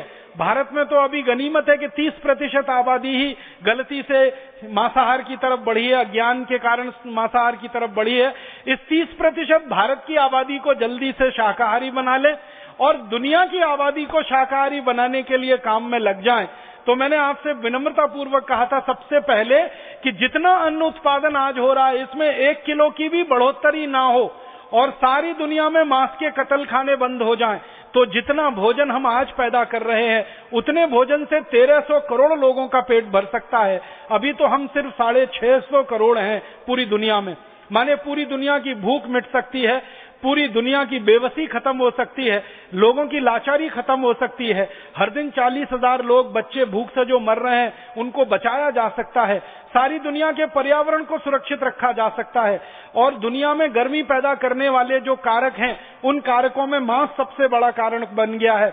इसको खत्म किया जाए तो गर्मी कम की जा सकती है, सारी दुनिया के जंगल बचाए जा सकते हैं, पीने वाले पानी का सदुपयोग किया जा सकता है, उस पानी को बचाया जा सकता है और ज्यादा बेहतर कामों में लगाया जा सकता है। ये सब फायदे ही फायदे हैं। बस नुकसान एक ही है कि मांसाहारी लोग अगर दुनिया में शाकाहारी हो गए तो मांस पैदा करने वालों को कोई दूसरा रोजगार ढूंढना पड़ेगा, कोई दूसरा उद्योग चलाना पड़ेगा और दूसरी जगह अपनी प्रतिभा को लगाना पड़ेगा। एक ही ये परिवर्तन होगा उनकी तरफ से, बाकी सब परिवर्तन तो पूरी दुनिया के लोगों में हो जाएंगे।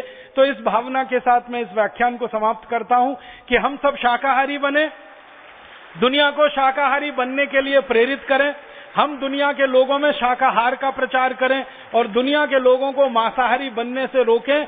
जानवरों के ऊपर दया करें, उनके ऊपर प्रेम करें, उनके ऊपर करुणा करें, क्योंकि हम भारतवासी मानते हैं कि हम में जैसी आत्मा है जानवरों में भी वैसी आत्मा है। आत्मा हमारी और जानवरों की समान है।